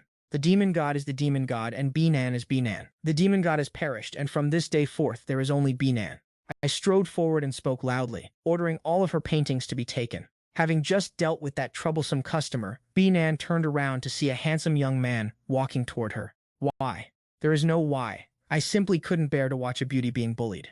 Binan was stunned, then slowly curled her lips into a gentle smile, her eyes filled with deep affection. Then I offer my deepest thanks to this young master. May I be so bold as to ask, does this young master have a betrothed? Not yet, and I find you to be quite wonderful. To cut off my feelings, she intentionally let me witness her with the young master of the Serpent Clan under the Tree of Fate. Even in their most intimate moments, she did not forget to warn me, telling me to put away feelings that should never have existed. True to her wishes, in that very moment, I decided to cultivate the way of heartlessness, to sever all love and desire in order to protect the common people. The very next day, I knelt before the Heavenly Monarch. Reporting to the Heavenly Monarch, the demon god has captured thousands of demons to refine, aiming to harness infinite resentment to open the great demon formation, wreaking havoc across the 3 realms. Is there any way to stop this? There is only one way, the sacrifice of one person. Only by severing all attachments and cultivating the way of heartlessness can the world be saved. Before the Heavenly Monarch could even respond, I bowed my head. This god is willing to be that person. Qian, your royal father and mother both sacrificed themselves during the Great Immortal War. Now you are the last of the Dragon Clan. I cannot allow you to go. Furthermore, the High Goddess Xiao would never agree to this. At the mention of Xiao, I tightened my fists. High Goddess Xiao, whose true form is a 9-tailed spirit fox, was the closest friend of my parents. Back then, my parents and my entire clan sacrificed their lives in the Great War of the Gods and Demons. I was the only survivor left of my entire bloodline, just a newborn infant at the time. Xiao brought me to the heavenly realm to raise me, allowing me to address her as my aunt. But after spending hundreds of years together, the feelings I harbored for her grew into something I could no longer suppress. Reflecting on this, my resolve only hardened. Because I have no family left, I am the perfect candidate to cultivate the path of heartlessness. As for the High Goddess Xiao, she always puts the greater good above all else, so for the sake of the 3 realms, she certainly will not object. The Heavenly Sovereign let out a deep, heavy sigh. Since your mind is made up, I will grant your request. In 7 days at the peak of Gishu, I will help you unlock the path of heartlessness. Go and prepare yourself well. Understood. I nodded firmly and left the Lingxiao Palace. Just as I returned to the Shanling Palace, Xiao had already arrived. Beside her stood an immortal lord, the very man who is Xiao's fiancé, the young master of the Ming Shi clan, Bai Yan.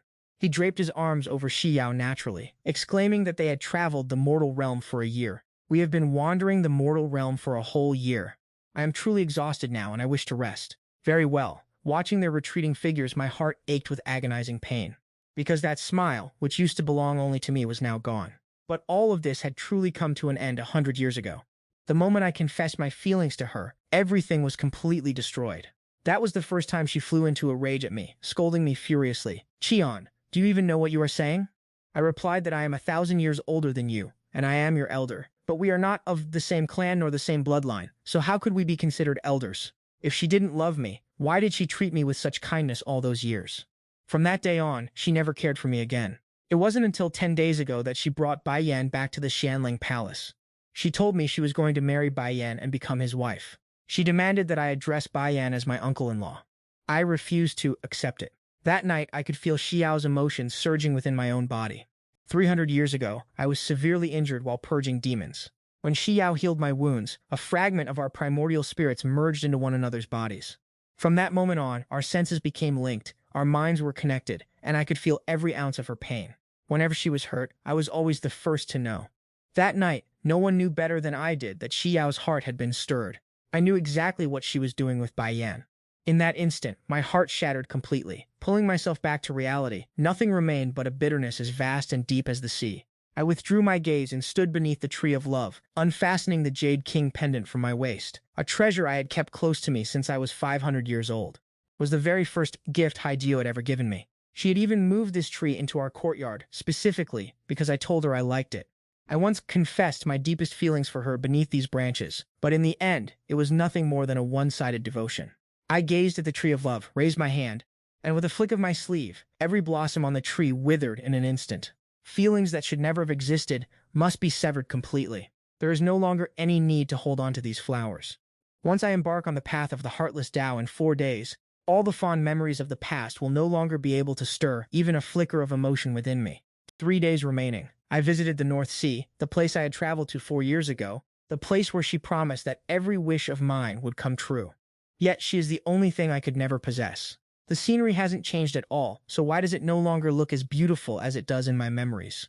2 days remaining. I visited Mount Cullen and the Valley of 10,000 Flowers. On Mount Cullen, Haiju once taught me her cultivation techniques.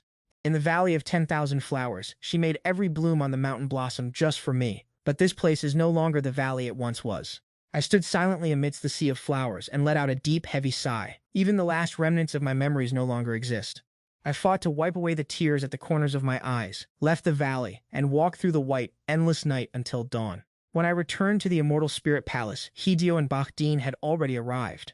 They brought back a mountain of belongings. As soon as I entered the room, Bakhdin called out to me. "That on, I brought you many gifts back from the mortal realm." I stared at the items in a daze and shook my head. "Thank you, but I don't need them." As if he hadn't heard me, Bakhdin picked up a red robe embroidered with gold thread and held it against me to measure the size. The vibrant red of the fabric looked like fresh blood, piercing my eyes. I was instantly struck by the image of my father, my mother, and my kin covered in blood, and a wave of resistance surged within my heart. Instinctively, I shoved the robe away. Seeing my reaction, Haidiu's expression turned cold in an instant. "How ill-mannered. Bakhdin is offering you a gift. How dare you refuse it?" Her words were as sharp as a blade, piercing. "I am sorry, but I really do not need that." After saying that, I turned and fled as if I were escaping for my life. But I had only taken a few steps when Shijiao chased after me. She furrowed her brows. "You still don't like Bai Yan, do you? I hope you understand the situation clearly. From now on, we are all part of the same family." Hearing those words, I was momentarily stunned, unable to react. It wasn't until the very next moment that a flash of red light appeared at her fingertips. I looked down and saw a red thread tied around the ring finger of my right hand by Shijiao. In the immortal realm, a red thread like this is tied between two people who are about to be wed. I had already guessed that Shijiao would marry Bai Yan. I had never seen her treat any other man this well, but I never expected it to happen so quickly. "Congratulations, miss." Shijiao gave a soft hum of acknowledgement and shoved that red robe into my hands. "Wear this on the day Bai Yan and I are wed," she said, leaving me no room to refuse before turning and walking away, leaving a bitter taste in my heart. Clearly, Shijiao had always respected my wishes in the past. If there was something I did not want to do, she would never force me. I felt as though I could no longer recognize her. Shijiao returned to Bai Yan's side, their intimate conversation drifting vaguely toward me. "Oh Jiao, why were you so harsh with Qian just now? Do you not like him?" Shijiao's voice carried clearly to my ears, and that single word felt like a heavy boulder crushing my heart. I gripped the red robe tightly, pressed my hand against my chest, and muttered with vacant eyes, "Don't worry. The burden you dislike will be gone by tomorrow." I returned to my quarters, and after much deliberation, decided that I still owed Shijiao a proper farewell. There was one more thing I wanted to gift to Shijiao, but when I opened the wooden box, it was completely empty inside. This was originally where I kept the spirit dragon treasure of our dragon clan. Wearing this sacred item could purify one's internal spiritual power and lead to a tremendous breakthrough in cultivation. It was not only my most precious possession, but also the only relic left behind by my father and mother. But now, the spirit dragon jade had vanished, and my heart turned ice cold, because I could sense Shijiao's aura lingering inside the wooden box. I took the box and headed back outside. In the courtyard, Baiyan was nowhere to be seen, leaving only Shijiao there alone. Seeing the box, Shijiao immediately understood my intentions. She admitted directly that Baiyan had encountered difficulties in his cultivation a few days ago, so I had given him the spirit dragon jade to absorb. You were not here that day, and afterward, I simply forgot to mention it to you. Consider this me owing you a favor. You can tell me whatever you want as compensation. Hearing her indifferent tone, my heart plummeted into an abyss. The spirit dragon jade only needed to be worn to be effective, yet she had casually given it to Baiyan and even helped him absorb it into his body. My lady, do you even know that the spirit dragon jade is a keepsake from my late father and mother? I asked with a trembling voice. Shijiao nodded. I naturally know that, so whatever you want for compensation, just say it. Looking at her detached expression, I curled my lips in a bitter smile. Deep down, I actually wanted to give it to her anyway. My lady, I have only one request. Today is my birthday. Could you stay with me tonight? Chenxian, I am warning you, do not harbor any other intentions. I bit my lip and replied, I promise I don't. I only wanted a proper farewell. Shijiao stared at me, perhaps unable to bring herself to utter a refusal once more. After a long silence, she replied in a stiff tone, I understand, fine. Then I will see you at the main hall tonight. After she left, I brought the food to the table as the hour of the rat approached. Time ticked away second by second, and before long the sky turned completely dark. I knew how much Shijiao loathed being alone with me, so I held no expectation that she would actually show up. It was just that I only had 6 hours left before I had to leave. At that moment, footsteps echoed from behind. Turning around, I saw Shijiao and Baiyan walking over together. Qin, Baiyan is your future husband. I brought him along to celebrate your birthday with you. You don't have any objections, do you? I mocked myself internally, knowing exactly what this meant. Shijiao still didn't feel at ease, fearing that if she were alone with me, I would surely try something, which is why she brought Baiyan along. It was an act of vigilance and a clear warning. I suppressed the bitterness rising in my heart. I forced out a smile. Many thanks, my lady. And many thanks to you, future husband, I said, draining the wine in my cup. My lips felt stiff, and I could no longer force a smile. Just as the atmosphere reached a suffocating standstill, fireworks suddenly bloomed across the silent night sky, drawing all of our gazes upward. Seeing this, Shijiao's expression shifted instantly. Chenxian, what exactly are you doing? I am simply casting a spell. High above in the pale sky, 4 characters appeared, glowing with a blessing for a long and harmonious marriage. I turned to look at Shijiao and offered a faint smile. Young mistress, I wish you both a lifetime of perfect harmony. May you never be parted for generations to come. I truly sincerely wish you both happiness. Shijiao's heart began to race, an overwhelming sense of unease washing over her. With a darkened expression, she dragged me out of the courtyard and toward the base of the love tree. She failed to notice that the flowers on the tree had already withered away, focusing only on pinning me down with her questions. What is it that you are actually trying to do? I looked at her in silence, answering only in my own heart. I just wanted to say a proper goodbye.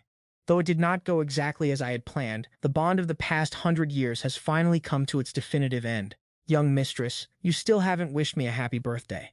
Shijiao stared at me, her voice cold and detached. I have already told you, stop making so many demands. I am about to be wed, and you have grown up now. It is time you found a Daoist companion of your own. With those words, she turned and walked away. I watched her silhouette recede in silence, muttering in a low voice, never again, after tonight. I shall step onto the path of heartlessness, severing all emotional ties and cutting my last connection to the mortal world. High God Shijiao, may we never meet again for the rest of our lives. An hour later, I stood upon the peak of Guishu. As the first ray of dawn broke over the horizon, a figure manifested before me. The majestic voice of the heavenly sovereign echoed out, Chen Qian, I am about to open the path of heartlessness for you. Are you prepared? I am ready. Before the words had even faded, a beam of golden light pierced through the heavens and earth. It formed a massive complex formation atop the peak of Guishu. Entering this formation marked the beginning of cultivating the path of heartlessness. I watched silently, then raised my hand to condense my remaining essence in my palm. Without a single moment of hesitation, I plunged my hand deep into my own body. I ripped a fragment of Shijiao's primordial spirit directly from within myself. A sharp, excruciating pain tore through my body. My face turned deathly pale as I opened my hand to release the spirit essence. Go now, let everything return to where it belongs. The primordial spirit of Shijiao drifted into the distance. At the same time, I forcibly summoned my own soul back to me. With that, both Haijiao and I returned to our rightful places. In an instant, a faint streak of spiritual essence drifted from afar, merging back into my physical form. On the other side, standing within the courtyard of the Celestial Spirit Palace, she felt a sudden violent surge of agony erupt from the soul essence within her body. Her expression shifted instantly. Before she could even react, she clearly felt that soul essence being ripped forcibly from her grasp. She spat out a mouthful of blood, watching in disbelief as my soul departed, while I stepped into the Heartless Path formation without a moment's hesitation. From this day forward, cutting off all emotion and love, I shall live only for the sake of the common people. With a sudden shift in the fabric of space, my feet finally touched solid ground. My gaze swept across a vast, endless expanse. Cold winds roared through the canyon, feeling like razor-sharp blades slicing against my face, leaving behind a numbing, freezing ache. As the war god of the celestial realm, I have spent years submerged in the chaos of the god-demon battlefield. That place was filled with white bones and shattered flesh, where the sounds of tragic wailing constantly filled the air. I once thought that was the absolute limit of misery and despair. Yet, compared to the Heartless Path, it still falls short. That place was better described as a scene of utter carnage, while this place is more fittingly described as a land of desolate sorrow. Here, apart from the howling wind and my own presence, there is not a single sound to be heard. It feels as if I am the only living soul left in all of heaven and earth. Gazing into the distance, I see nothing but white bones scattered across the land, belonging to the celestial demon and spirit clans, alongside the massive weathered remains of ancient spirit beasts, now unrecognizable. They stand like jagged arrows rising defiantly from the golden sand. This is an ancient battlefield where countless beings met their end, long ago turned to dust. Golden sand covers every inch of this place, whipped into small swirls by the relentless wind. I waste no time in finding the spot where the wind blows the hardest to sit and cultivate. 3 days pass, and with nothing changing, a hint of doubt begins to stir in my heart. Is the cultivation of the Heartless Path truly nothing more than absolute loneliness? 2 more days go by before I finally begin to realize that something is wrong. The flow of time in this place is moving faster than it should. The speed of the sand, dust, and wind blades tearing through my body only intensified. The force growing heavier, cutting into me like sharpened steel, as if they were hiding some kind of mysterious hidden power. With my spiritual energy and stamina being devoured, I had no choice but to use my remaining energy for protection. Because I was so distracted, my cultivation speed began to falter, and the spiritual energy within me was being drained faster than ever. My energy recovery simply couldn't keep up with the constant demand needed to withstand these wind blades. By the 5th day in this place, I finally found the perfect balance between training and resisting the wind. Although I was left tattered and battered by the blades, my spirit and focus were more energized than ever. A sharp glint flickered in my eyes, but before I could even collect my thoughts, the ground suddenly shook, erupting in a blinding radiance. An ancient formation flared to life, swallowing me whole, and in a heartbeat I vanished from the spot. When I opened my eyes again, I found myself in a place so dark I couldn't even see my own fingers. What truly chilled me to the core was realizing that my spiritual energy was completely gone. For a cultivator who relies entirely on spirit power, I was now nothing more than a tiger stripped of its fangs. I forced myself to calm down. Since things had come to this, I had no choice but to take it one step at a time. I followed the only source of light I could find. However, to my absolute surprise, the light led to a valley filled with blooming flowers. Yet, I felt no sense of relief. In a place as desolate as this, the sudden appearance of such beauty felt deeply unnatural. I stepped forward and spotted a thatched cottage. Entering it, I saw clear signs of someone living there. The wooden door creaked open, and a slender, pale hand pushed it aside. Moments later, the true owner of the cottage finally revealed themselves. I braced myself instantly on high alert. The person who stepped out had porcelain skin and delicate features, with a high nose and thin lips, especially those peach blossom eyes that seemed filled with hidden emotion. Whenever they looked at someone, those eyes shimmered with a captivating light, a beauty so enchanting it was almost dangerous. "Who are you? And why are you here?" The stranger spoke. It was a woman. I didn't answer but asked instead, "Who are you?" The woman leisurely walked to a lounge chair in the courtyard and sat down. "Since you've made it here, you must also be walking the path of heartlessness. Counting the years, I suppose I'm your senior, having started just 1,000 years before you." 1,000 years? So that makes you roughly the same age as Hu, doesn't it? And you're still practicing the Dao? I looked at her with suspicion. You're no longer young, yet you're still here trying to reach enlightenment? The woman looked at me with an expression that said, You simply don't understand. Fellow immortal, there are some things you just don't grasp at. I cultivate the path of heartlessness, so naturally I have no interest in socializing with others. Being here allows me to cultivate in peace without anyone bothering me. Why wouldn't I stay? I am staying in this place precisely to reach true enlightenment. I pondered for a moment and realized her words actually made perfect sense. As long as she wasn't a threat to me, I had no interest in digging into the secrets she was hiding. I cupped my hands and said, "My apologies, Senior. May I ask where this place is and if there are any rules? Are you trying to get information out of me?" "Very well, telling you won't hurt, since everyone has their own path. You should focus on your own enlightenment here. One day, when you finally clear your mind and see things clearly, your own Tao will be achieved, and stop calling me Senior. You're making me feel old." My name is Binam. I understood then that she was teasing me. I wasn't offended, so I found a separate cave, cleaned it up a bit, and began to meditate. Cultivating in the mountains, time held no meaning. Each day, aside from practicing, I would trade a few barbs with Binam before returning to my cultivation. From this point on, the only god of war in the heavens, other than training. As time dragged on through many conversations, we eventually developed a fairly decent friendship. But we both understood clearly that this only existed within the confines of this valley. Between the two of us, every conversation was still held behind a mask. Meanwhile, after Hu learned that I had entered the Path of Heartlessness, she was filled with regret. She banished Bai Yan from the Immortal Spirit Palace and spent her days and nights collapsed on the peak of Guishu, calling out my name. "Qian, I was wrong. I shouldn't have forced you away, and I am the reason you had to suffer so much grievance. Please come back. Even if it means I must enter this Path of Heartlessness myself, I am willing." Afterward, she went to seek out the Heavenly Monarch, hoping that the Heavenly Monarch would open the barrier to the Path of Heartlessness. But the Heavenly Monarch refused her request, leaving her with no choice but to keep watch at the peak, hoping I might return. She once considered forcefully breaking inside. But the unintentional Tao is an ancient battlefield. Buried within are countless remains and wandering spirits. It contains the lingering power and terrifying aura left behind by great masters when they fell. If she forced it open, the resulting rift would release internal chaos, capable of devastating the three realms. Shi Jiao suppressed those irrational thoughts within her heart. She kept watch, day after day. That day, when the god-demon battlefield began to churn with volatility, she was about to head over when she saw a figure surge out from the Chu Shenlai Valley at the peak of Guishu. Instinctively, Shi Jiao tracked the faint aura of that person. Shi Jiao followed that weak presence, only to discover it was demonic energy. Why would the demon race appear in the territory of the immortals? Could it be that some ancient seal has finally weakened? Is this not supposed to be the Chu Shenlai Valley? Why has a valley like this suddenly appeared? Suddenly, Shi Jiao felt her spiritual power beginning to fade away.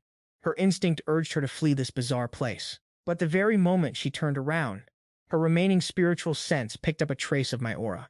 In the next heartbeat, my presence vanished completely. "Qian, is that you?" Chen Qian, she called out several times, cautiously searching the valley for a while. Finding no one, she remembered the god-demon battlefield. She hurriedly rushed toward that location. The disturbance today was so massive that even she at the peak of Guishu could sense it. She was certain I would head there. A surge of anticipation rose in Shi Jiao's heart as she raced toward the god-demon battlefield. "Have you seen Chen Qian arrive here?" "High Goddess Shi Jiao. The god of war just fought the demon god and seems to have been injured." Hearing these words, Shi Jiao lost all sense of composure. Her mind was filled only with the thought that I had been wounded again. Her heart ached with unbearable pain. Thinking back to the entrance she saw earlier, a flash of realization sparked in her mind. Could that place actually be another entrance to the Path of Unfeeling? The Path of Unfeeling is an ancient battlefield connected to the resting place of fallen gods, so finding an entrance here shouldn't be too surprising. With this in mind, she turned back toward the valley and retraced her previous steps.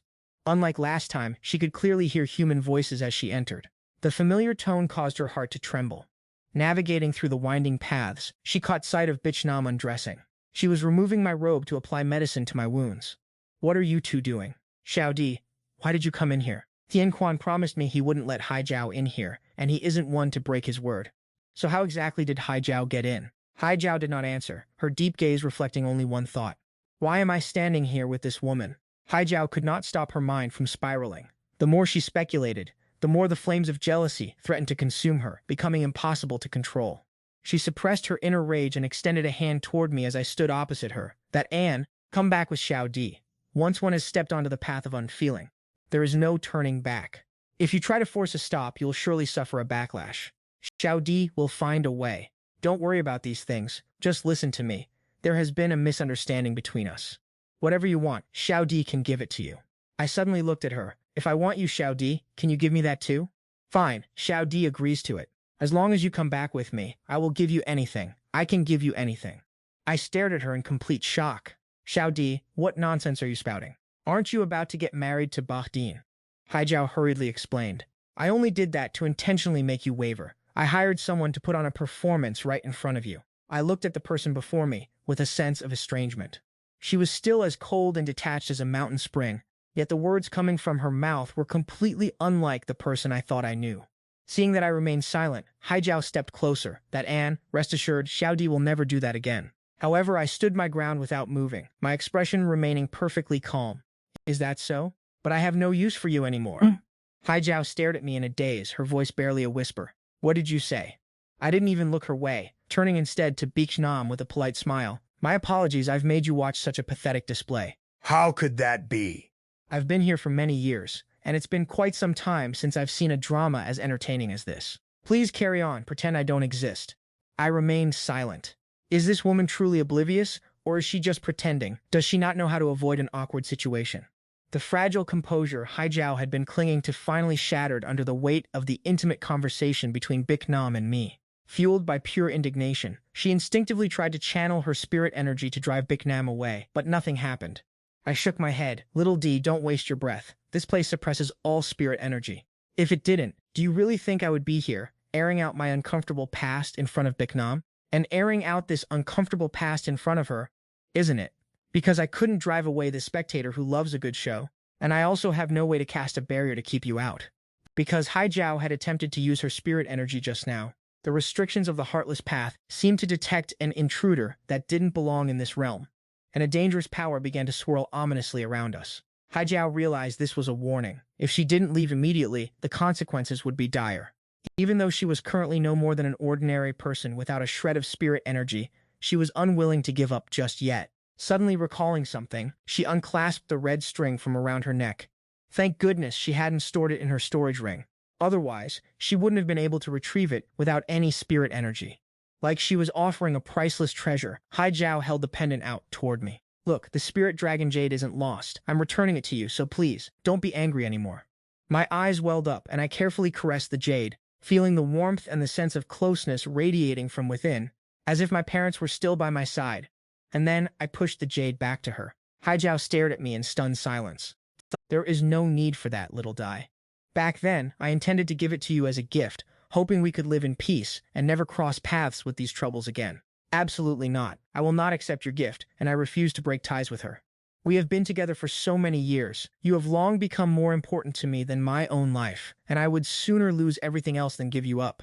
Seeing that I remained completely unmoved by her words, Hai tried to speak again, only to be locked in place by a surge of raw power, unable to move a muscle. In the very next instant, her entire body vanished into thin air. We have truly reached the end of the road, with countless barriers now standing between us. But the beautiful memories we shared were not a lie, and I do not want anything unfortunate to happen to Haijiao. Rest easy, your aunt will be just fine. Every place in this world operates under its own set of rules, and any rule that can be enforced here has already been sanctioned by the Heavenly Dao. You can think of the restrictions here as the manifested will of the Heavenly Dao. Since your aunt holds no malice toward this place, the barrier is simply pushing her out. It will not cause her any harm. She turned her head slightly to offer a faint smile, leaving behind a cryptic remark. The path of ruthlessness is not truly about being heartless. Tran Kuang-an, what is your path? Have you thought it through? Bichnam and I maintained a distance that was neither too close nor too far, seemingly intimate, yet forever separated by a veil that kept us from ever seeing the full truth. But I felt that this was the best way for us to coexist. We had things to talk about, yet we each held on to our own secrets, so there was no need to worry about the other seizing a weakness. Nor was there any obligation to lay down our lives for one another. The only variable in this equilibrium was Haijiao. Once she realized that the world's restrictions would not harm her, Haijiao became increasingly brazen. Every single day she would come here to stay for 2 hours, only to be cast out by the barrier. It happened every day, and it was becoming insufferably annoying. Haijiao's behavior began to interfere with my cultivation.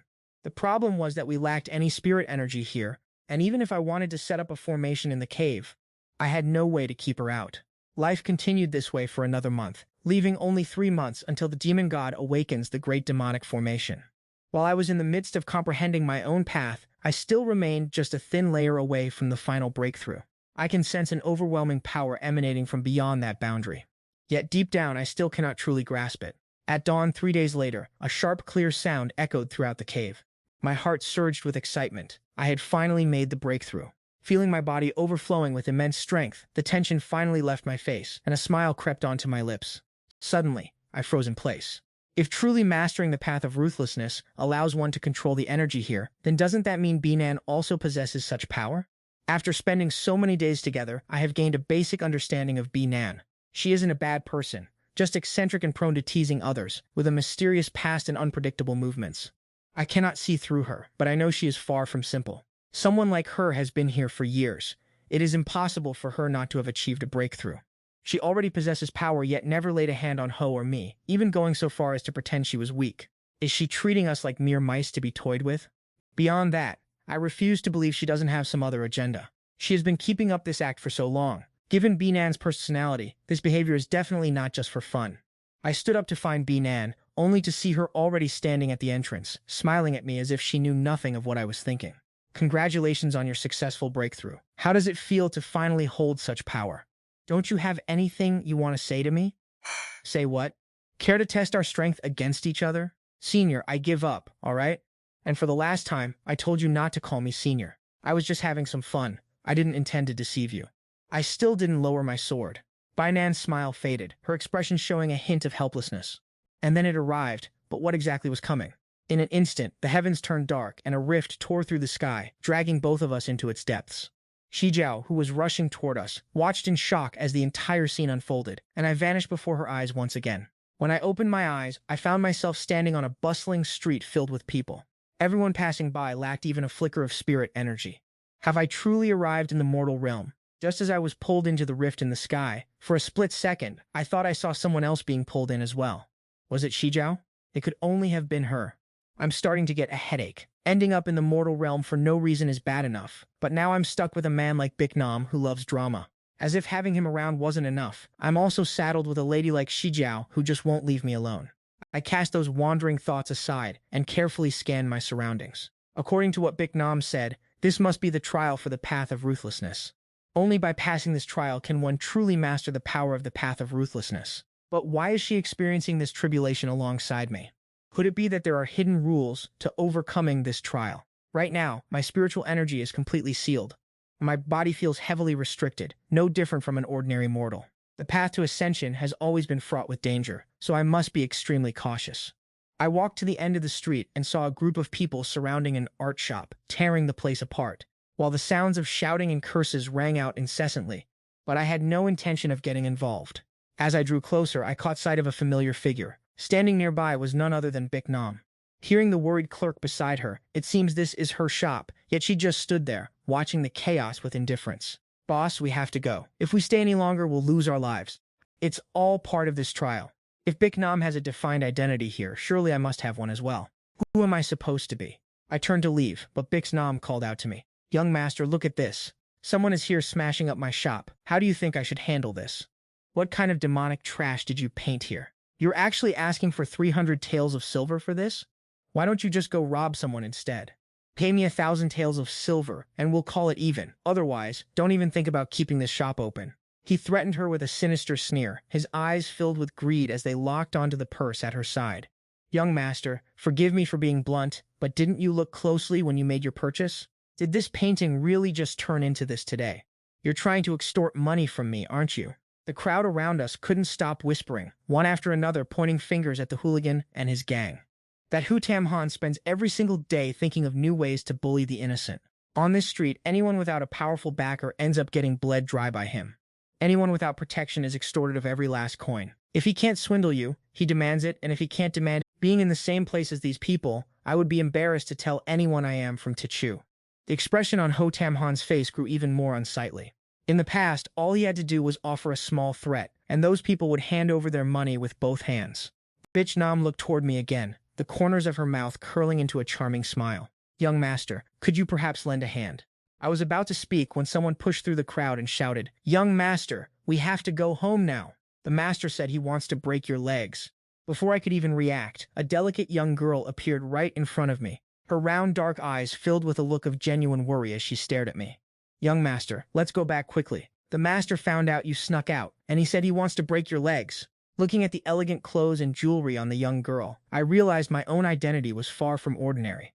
I was about to ask for a proper explanation when someone in the crowd recognized me. Isn't this the young master from the city lord's manor?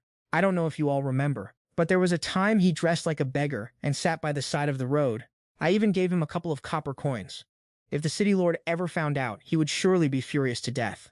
Oh my, he looked so ragged back then. Who could have known he was the eldest young master? Ha ha ha. You are the eldest young master of the city lord's manor. Why do you act like this? In the future, which family would ever dare to marry their daughter to him? I was planning to take the young girl aside to ask some questions, but Bitchnam called out to me. You are the eldest young master of the city lord's manor, so does that mean these bullies who terrorize the people will all be punished? Rest assured, miss, I never intended to let them off easy anyway. Ho Tam Han has been acting lawlessly. Have someone escort him to the magistrate's office. Thank you for your help, young master. I have nothing to repay you with. Except for before she could finish her sentence, I had already taken off running as fast as I could, shouting back as I went, Knockney, let's go. If we get stuck dealing with these people any longer, it will be a real headache. In the carriage on the way back to the manor, I questioned her to clarify everything, including my own identity. Knockney has a simple heart, and didn't hide anything from her young master, and even though she wondered why everything was fine when I went out this morning, yet suddenly I had lost my memory, she still answered all of my questions truthfully. And I don't know if it was destiny playing its hand, but as it turns out, I am still using my real name. As the only son of the city lord, he was showered with endless affection. As the carriage pulled up to the gates of the city lord's estate, a middle-aged couple was already waiting there to greet him. Looking at their fine attire and the servants surrounding them, they must surely be my parents. Father, mother, I've returned. Mother Lin let out a long sigh of relief. You're finally back. Next time you want to go out, you must tell us first. If you run off like this and get kidnapped, what are we supposed to do? These days, the world isn't exactly peaceful. Let's head inside first. I've already told the kitchen to prepare your favorite braised pork. Let's head inside first. I've already told the kitchen to prepare your favorite braised pork. At the dinner table, Father and Mother Lin kept piling food onto my plate, as if they were terrified I might go hungry. Ever since I was born, my own parents had already passed away. Even though Shidi treated me very well, having a woman look after a man always felt like something was missing. But with Father and Mother Lin, there was a warmth I had never felt before, the true love of parents for their child. Night fell, but I couldn't sleep as I kept mulling over the matter of the reincarnation trial.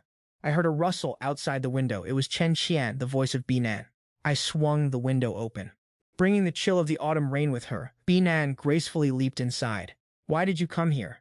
What exactly is this reincarnation trial you spoke of? Binan let out a sigh. Aren't we supposed to be friends? You don't care about me at all. Seeing that I remained unfazed, she let her smile fade, and spoke with a grave expression. Back then, after I finished my trial, the heavenly Dao deemed it a failure. To this day, I still haven't been able to fully master the power of the ruthless path. To undergo the trial once more, I have no choice but to wait for the next successor of the ruthless path. I'll take advantage of the heavenly gate opening to pose as a fellow traveler and enter the trial alongside you. But I have never heard of a way to undergo the reincarnation trial like this. In this vast world, anything is possible. What does a little thing like this matter? I pondered for a moment and nodded, then asked, what was your previous reincarnation trial like? Did you manage to find any clues? Binan shrugged, none at all. If I had, I wouldn't still be stuck in this cycle of trials even now. What did you do to make the heavenly Dao judge you as a failure? It's exactly like the present. You spend your whole life fooling around, only to die and eventually return. I have no interest in digging for answers anymore. It's impossible to ever see through this Binan. While the two were deep in discussion, Shidi's voice rang out. Qian, I'm truly at my wit's end. Why does everyone insist on climbing through the window as soon as night falls?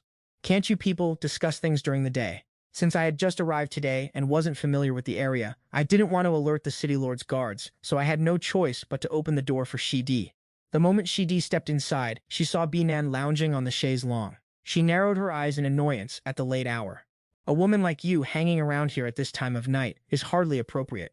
Binan looked genuinely surprised. She arched a brow and glanced around the room, pointing first at herself and then at Shidi. Aren't you Chen Qian's little sister? You are not.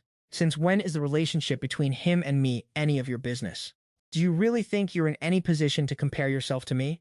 Banan scoffed, and just as she was about to continue, I stepped in, frustrated, and separated the two. So, neither of you intends to leave? If you don't want to go back, then just leave. Stop bothering me here. Shidi and Banan had clashed many times before. Knowing how shameless she could be, Shidi didn't even bother to argue.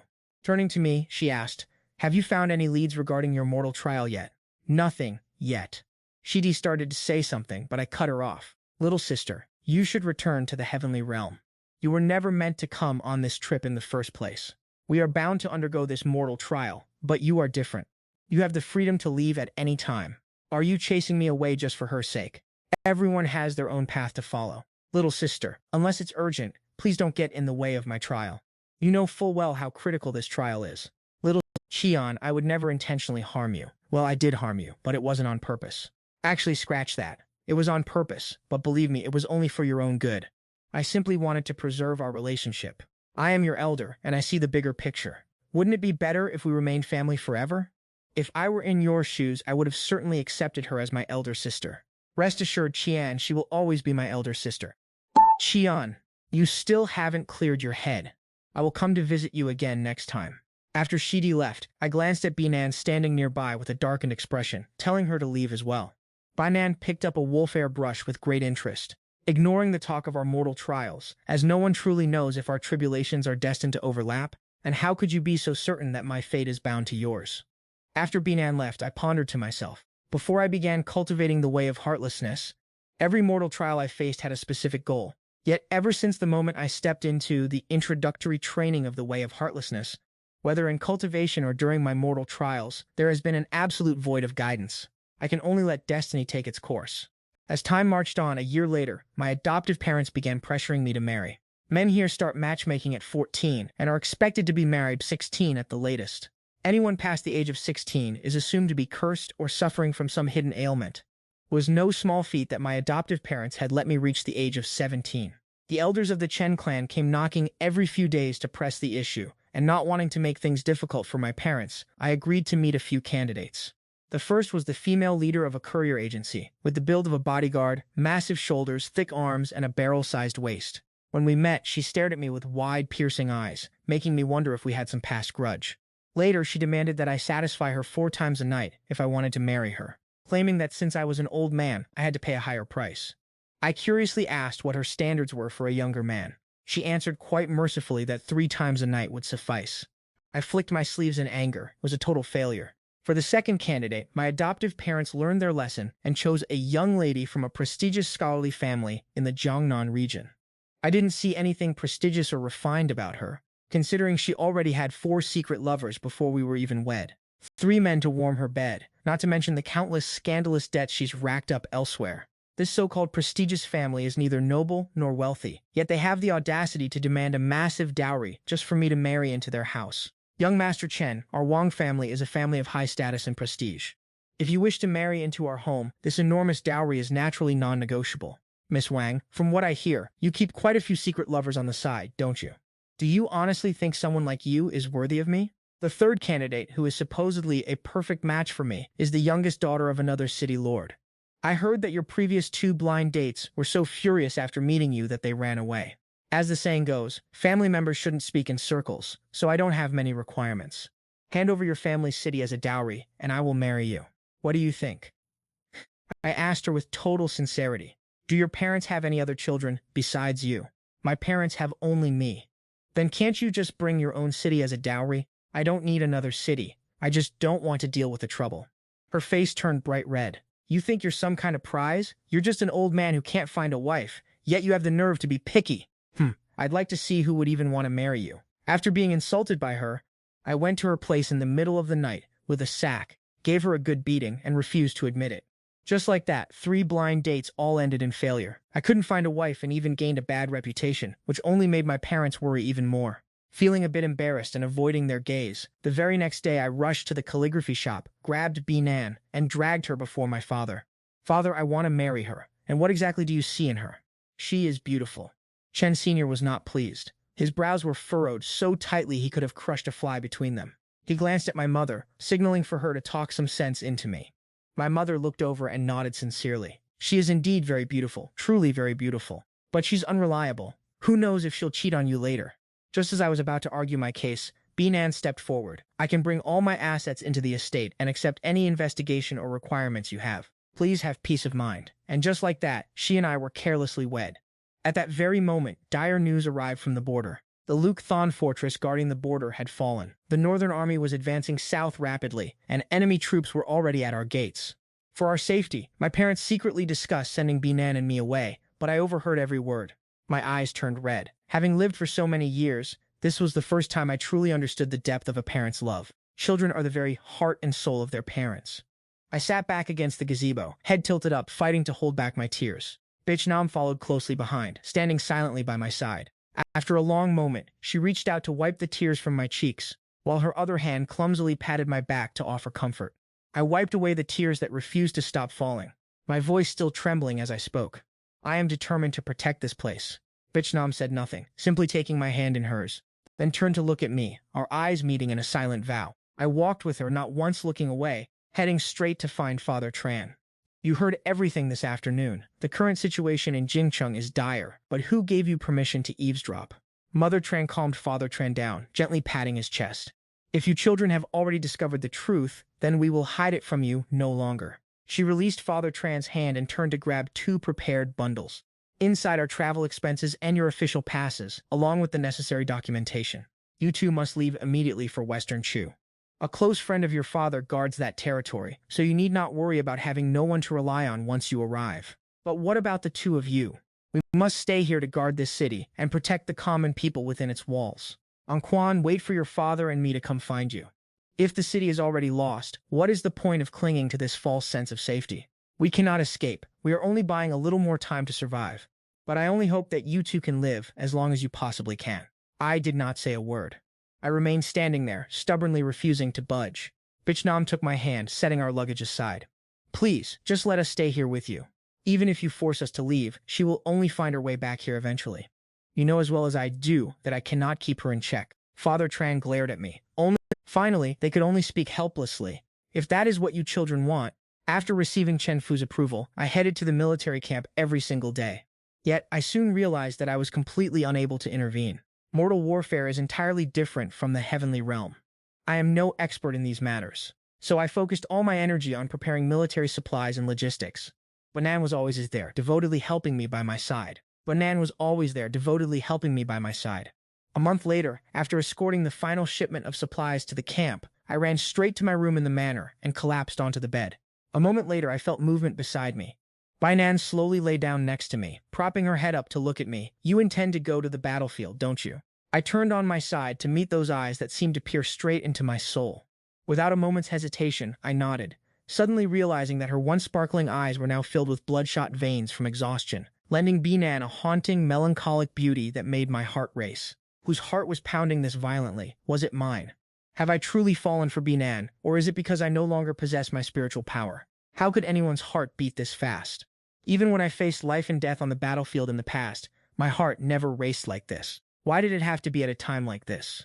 At such a tense moment, I closed my eyes and turned away, refusing to look at her any longer. 10 days later, Chen Fu and I climbed to the top of the city walls. The war was about to erupt. The iron cavalry of the Northern Realm had crossed thousands of mountains and rivers to reach us. They were like a pack of starving wolves, their eyes gleaming with a bloodthirsty light.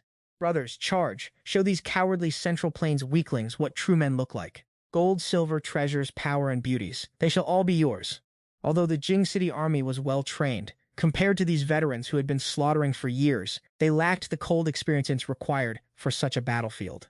After a brief struggle, the tide of battle began to turn one-sided.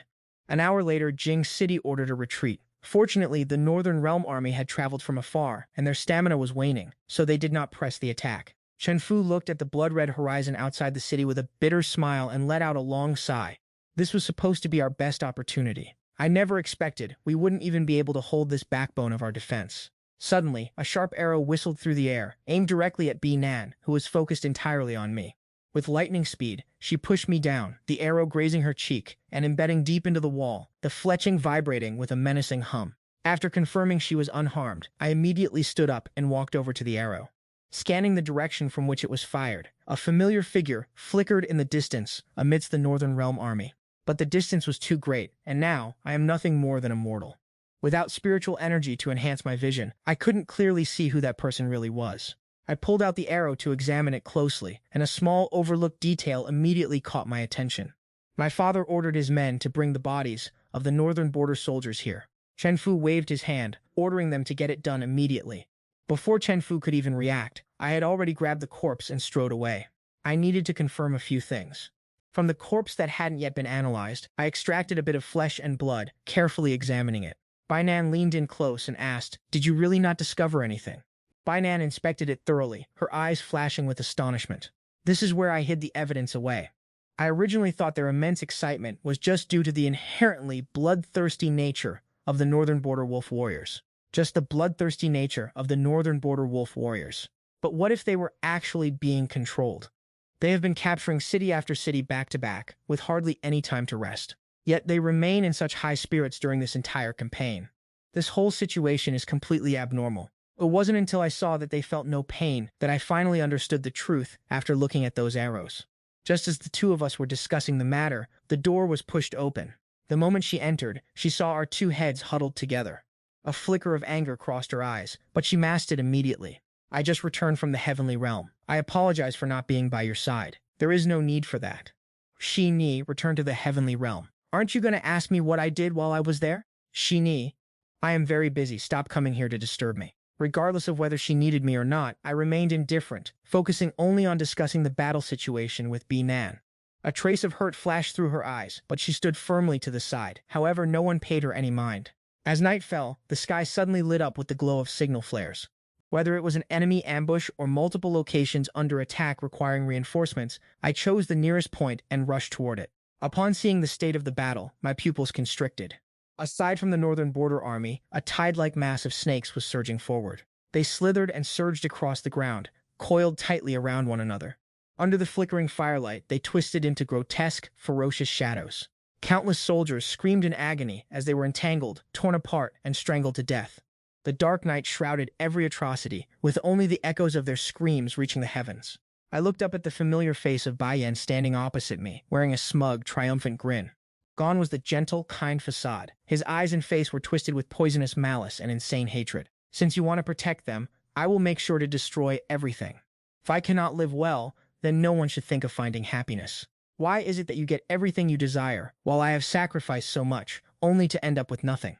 Tran that An, just die here in the mortal realm and never return." I grabbed the pouch of Realgar from my waist and scattered it toward the snakes. Although the effect was minimal, it was better than nothing. Seeing my actions, the people around me immediately followed suit. Fortunately, Baiyan was also restricted by the heavenly Dao, so the creatures he summoned were merely common, mortal snakes, and the Realgar mixed with strong liquor was enough to drive them back. How is this possible? Did you already forget? Every arrow you fired at me was coated with the venom of the Serpent Clan. The moment that happened, I knew exactly who was behind this.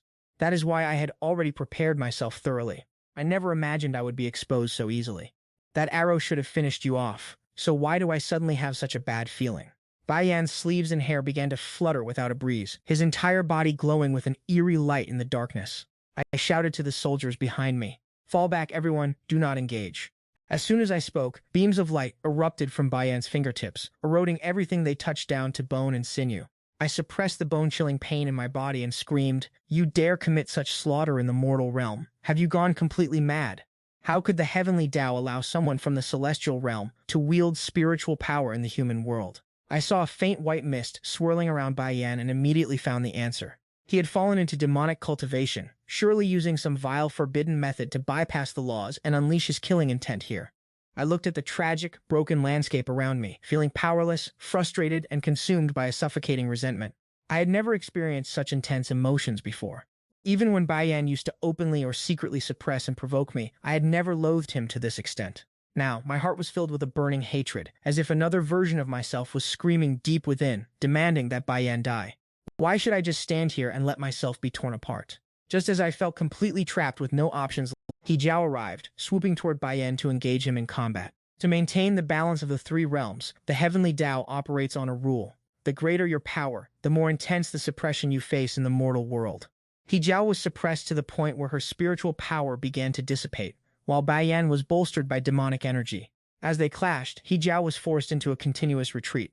In a final act of desperation, He Jiao sliced her palm to draw a drop of blood, quickly tracing a seal. After spitting out a mouthful of her life essence, she forcibly lifted the suppression. But this was only temporary, so she had to spirit Baiyan away to prevent the fallout from harming the innocent. While I was tending to the wounded soldiers, Heini returned, injured and suffering from snake venom. Heini, you must return to the heavenly realm to purge the poison with your spiritual power. You cannot experiment with this. How do you know these medicines won't cure the snake venom? I didn't know what she was plotting, so I could only let her try and let her apply it herself. I saw you help him heal before. Why can he receive your care while I cannot? Is it because I love him? Then what about me? What should I do? Didn't you say you liked me? But I also like you. Only after she completely vanished did I finally understand where these conflicting emotions and my refusal to let her go truly stemmed from. It was because I was craving something I could not possess. I was overjoyed by her reliance and affection, yet terrified to confront my own forbidden desires. I was terrified to face the dark intentions stirring within my own heart. Qian, I am fond of you, and I want to spend every lifetime by your side. I was wrong. Can the great god of war please find it in your heart to forgive me? Heini, the snake venom has clouded your judgment. Return to the heavenly realm and tend to your wounds. She finally realized the rejection in my words. He Jiao was overcome with profound regret and utter despair. Why does my heart ache like this? Do you not believe that when our primordial spirits were swapped, you could sense my true feelings? Every time my heart stirred, it was because of you. I recalled everything I had felt, and a mocking smile tugged at my lips. Heini, isn't it because you were together with Baiyan? A beautiful spring night with a lover in my arms. What does that have to do with me? How could I ever be with him? Is he even worthy? Every time he stayed at Tianling Palace, I cast a small barrier just to keep him locked away inside. Those nights, I was always thinking of you. And on that drunken night, I was actually perfectly sober. I knew exactly who I was kissing, but my own arrogance and cowardice got in the way. I was so afraid you would see through my true feelings that I lied and told you I had mistaken you for someone else. It is my fault that you had to suffer through so many grievances. Qian, will you give me a chance to make it up to you? Can we start over with new identities? I didn't answer her, avoiding those eyes filled with hope, and turned to walk out of the tent. Sheer, you must leave. This is my tribulation. It has nothing to do with you, please. Just go back. Since that unpleasant parting, I haven't seen Shi Jiao for 2 months, and the situation on the battlefield has grown increasingly dire. Thanks to my understanding of Baiyan's poison, I have finally found a glimmer of hope for survival. Baiyan was finally injured last time, so he can no longer unleash his demonic energy to harm others, giving me a moment to catch my breath. I have lost count of how many times we have clashed. Looking at the hellish landscape beneath the city walls, half of the generals who once stood by my side have already fallen. My father has aged significantly as well. His hair now turned completely white, and even Binan has betrayed me. She appeared within the northern army opposite us, standing right beside Baiyan. 2 months ago, after the night Baiyan raided us, Binan came to me and said we couldn't stay here anymore, urging me to pack up and leave immediately. Why? Sheer has already led Baiyan here. He has unleashed a forbidden technique that allows him to use his cultivation powers in the mortal realm, and the northern army has been poisoned. Now, as the poison takes hold, they deeply believe that Baiyan is a blessing bestowed upon them by the shaman god. This has become a battle to the death. We have to leave now.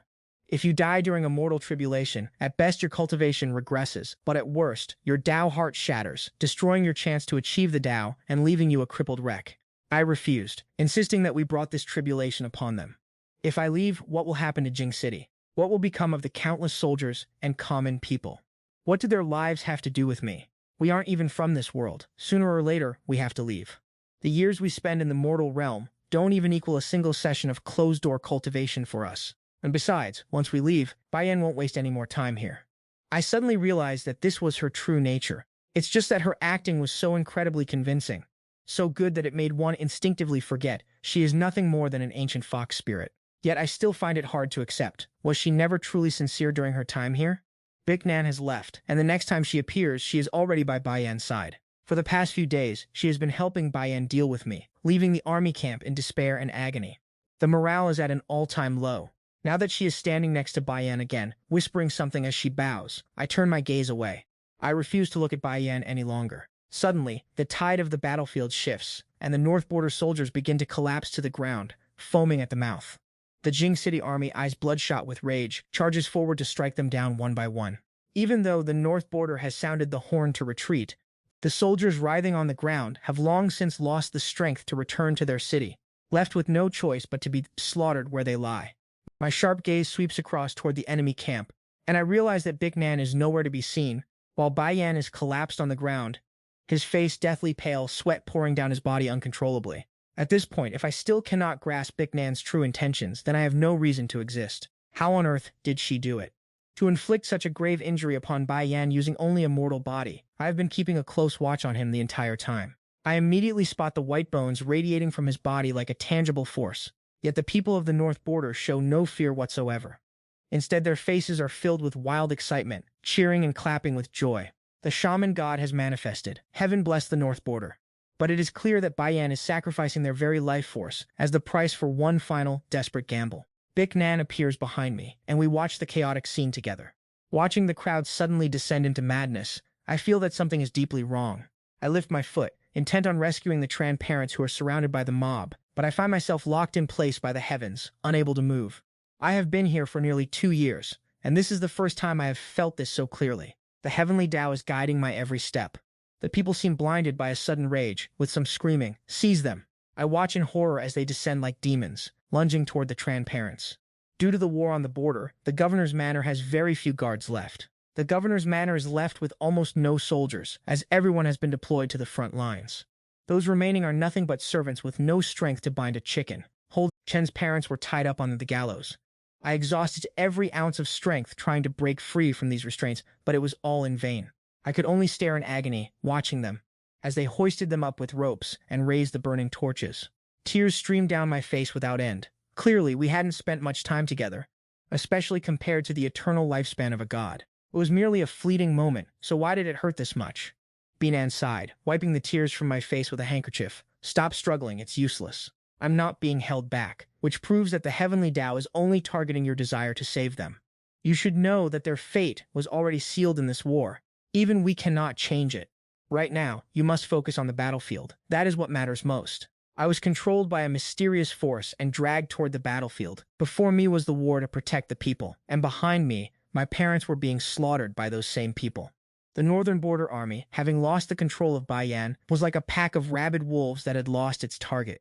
Bai Yan's venomous snakes were spreading through their bodies, and no one could keep them in check. As the Northern Border Army's poison took effect, they drifted between weakness and madness, picking up their blades to slaughter one another without a hint of doubt. Even if Quan Jingcheng just stood by and watched, they were doomed to die, if not by the blades of their own kin, then by the venomous snakes causing their bodies to explode. Quan Jingcheng stood watching from nearby, muttering, "This is divine retribution. The heavens have finally opened their eyes. The shaman god has blessed us. They deserve this. We've won. We've actually won." Bai Nan stood beside me, saying, "It's all over now." I looked silently out at the battlefield. Once I arrived here, I was no longer restricted, but it was already too late. The death of Chen's parents was an ending ordained by the heavenly Dao. I looked at Binan, voicing the suspicion in my heart. "What did you do to Bai Yan? Why is he so severely injured?" "Nothing much. Just that when he was infusing the Northern Border Army with his venom, I added a little something extra, and he suffered the backlash." "Added what?" "Take a guess." I suddenly noticed Binan's body was fading, gradually disappearing, and panic surged through me as I carefully reached out to touch her hand. "Binan, what is happening to your body?" Binan's face became ethereal, and she only smiled with a carefree expression. "Breaking the rules carries a price. This trial of reincarnation I've failed yet again. Chen Qian, you owe me for this." Along with Binan's disappearance, the soldiers' battle cries echoed into my ears. "Report. We have received word from the young master's estate. The city lord and his wife have been hung from the gallows.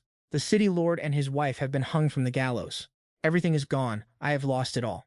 To hold a city but lose everything, is this truly the path of the heartless? What a magnificent path of the heartless this has turned out to be." Watching the sky brighten with a radiant golden glow, I did not look back as I stepped into the light. The trial has ended. Return to the heavenly realm at the valley of the heartless path. Biknam and I exchanged silent looks, and I turned to walk away. Biknam's languid voice echoed from behind me. "Just going to leave like that? Is there something you need?" "Nothing at all. I just feel like something is wrong." Instinctively looking toward Biknam, I saw blood seeping uncontrollably through the fingers covering her mouth. "What is wrong with you?" "It's nothing, just a backlash from my cultivation. My heart of Tao has begun to waver. It seems I am destined to be parted from the path of the heartless. What a pity. Isn't it wonderful for us to be here together? Just the two of us. I am willing to shatter this heart of Tao for your sake." With no resentment or regrets, I pulled back the hand I had reached out to heal her, But why hasn't her power waned, instead increasing? 2 years spent undergoing a tribulation in the mortal realm is merely 2 days in the heavens. The Heavenly Lord sent a telepathic message urging me to reach the Lingxiao Palace at once. The Heavenly Lord sent a telepathic message urging me to reach the Lingxiao Palace at once. Upon entering, I saw Baiyan kneeling in the center of the hall, with Heiqiao standing to the side. Qian, you have suffered a great injustice. I will provide you with an explanation for this matter. Many thanks, Heavenly Lord. Baiyan, young master of the Ming Snake Clan, descended without permission and disregarded the heavenly laws. While in the mortal realm, he committed murder and interfered with the karma of others. He plotted against a high deity and descended into the path of demons. Now, with crimes compounded upon crimes, I sentence him to the cycle of beasts, to endure the suffering of 10,000 lifetimes of reincarnation. Terrified of being implicated, the patriarch of the Ming Snake Clan immediately knelt, not daring to utter a plea. Xie Tianjun has shown mercy. It was my failure to discipline my son properly, so please punish him as you see fit. Many thanks to the god of war for not holding a grudge over past events. Tianjun then shifted his gaze toward Shi Yao. He let out a cold snort, stating that while goddess Xia had her reasons, she still descended to the mortal realm without authorization, leading to this entire chain of events. I sentence you to endure 81 strikes of lightning. Do you accept this judgment? I accept. Xiao bowed her head in respect, then turned and walked away. Before leaving, she did not forget to send a telepathic message to me. Qian, wait for me. Qian, wait for me. I told her bluntly, if it weren't for you, Baiyan would never have come looking for me. Xiao's movements froze, and she stopped in her tracks. 3 days later, at the battlefield of gods and demons, I had completely mastered the power of the Heartless Path, fully prepared to face the demon god. Xiao rushed over, but having just endured the lightning punishment, her wounds had not yet healed, and her face was deathly pale. Come back with me. I will handle the demon god myself. There is no need for you to sacrifice so much. I brushed her hand away, saying, Xiao, everything I have done is specifically to kill that demon. If you truly want to help me, then do not stand in my way. But I am afraid. I am afraid that something will happen to you. Afraid that you will never return. Afraid that you will end up just like your parents, buried on this battlefield. And I am even more afraid that you will fall completely into the Heartless Path. Regarding her words, I felt absolutely nothing for that sentiment. Even if my body is destroyed and my soul scattered, it has nothing to do with goddess Xiao. The sky began to darken as the demon god surged forward, carrying with him a vast aura of the dead. I swung my sword to meet him in battle. We stood facing each other in the void. It is said the demon lord always hides his face behind a white bone mask, with no one knowing his true appearance. Everyone always guessed it was because he was too hideous to show his real face.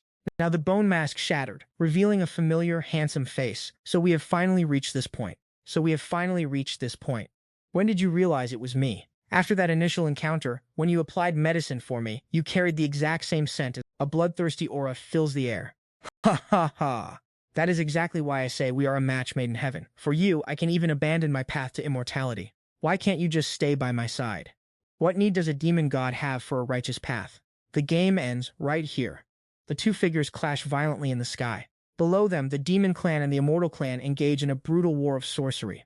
High above the clouds, Biknam and I are covered in blood. My blade has pierced straight through Biknam's chest. The flame on my sword tears a massive hole through her heart. Biknam lets out a soft moan. Do you love me? Love? Is this really what your story comes down to?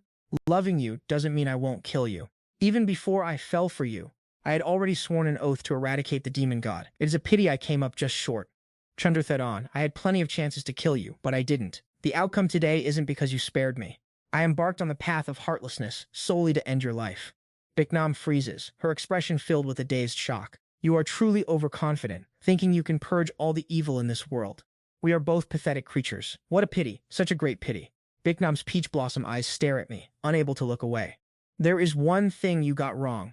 I actually do have a heart.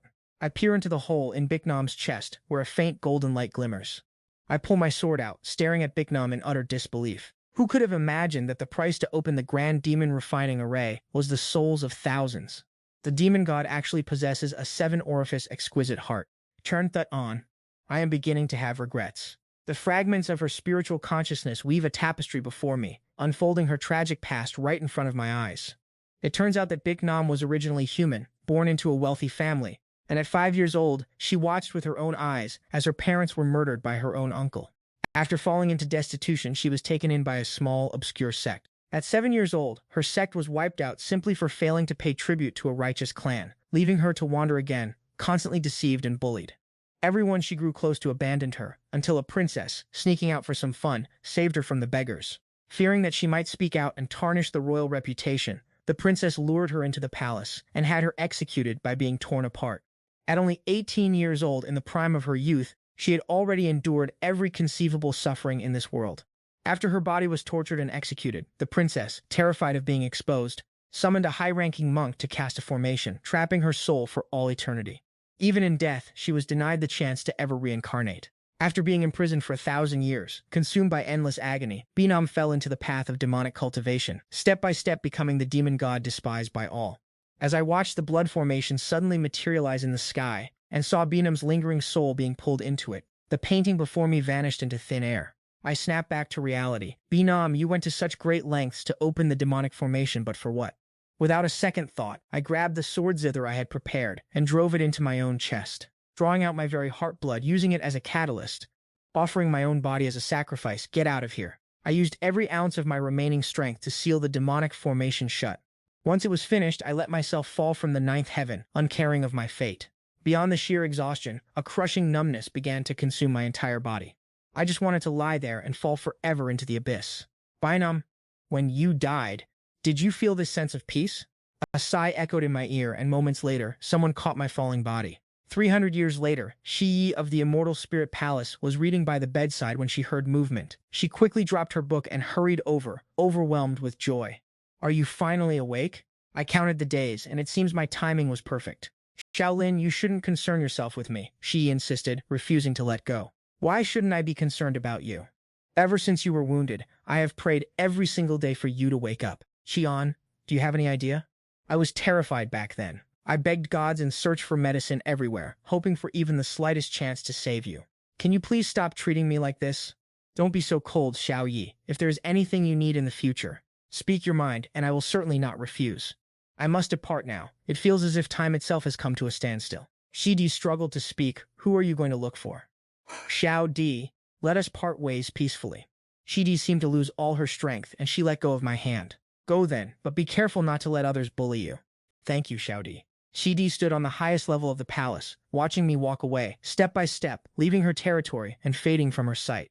She understood that these 300 years were the last we would spend together. From this day forward, the Immortal Spirit Palace would no longer have a male master. I originally came to the mortal realm alone, but my immortal master couldn't rest easy, so she followed me all the way here. Just as we were passing through a street, the scene ahead caught my attention.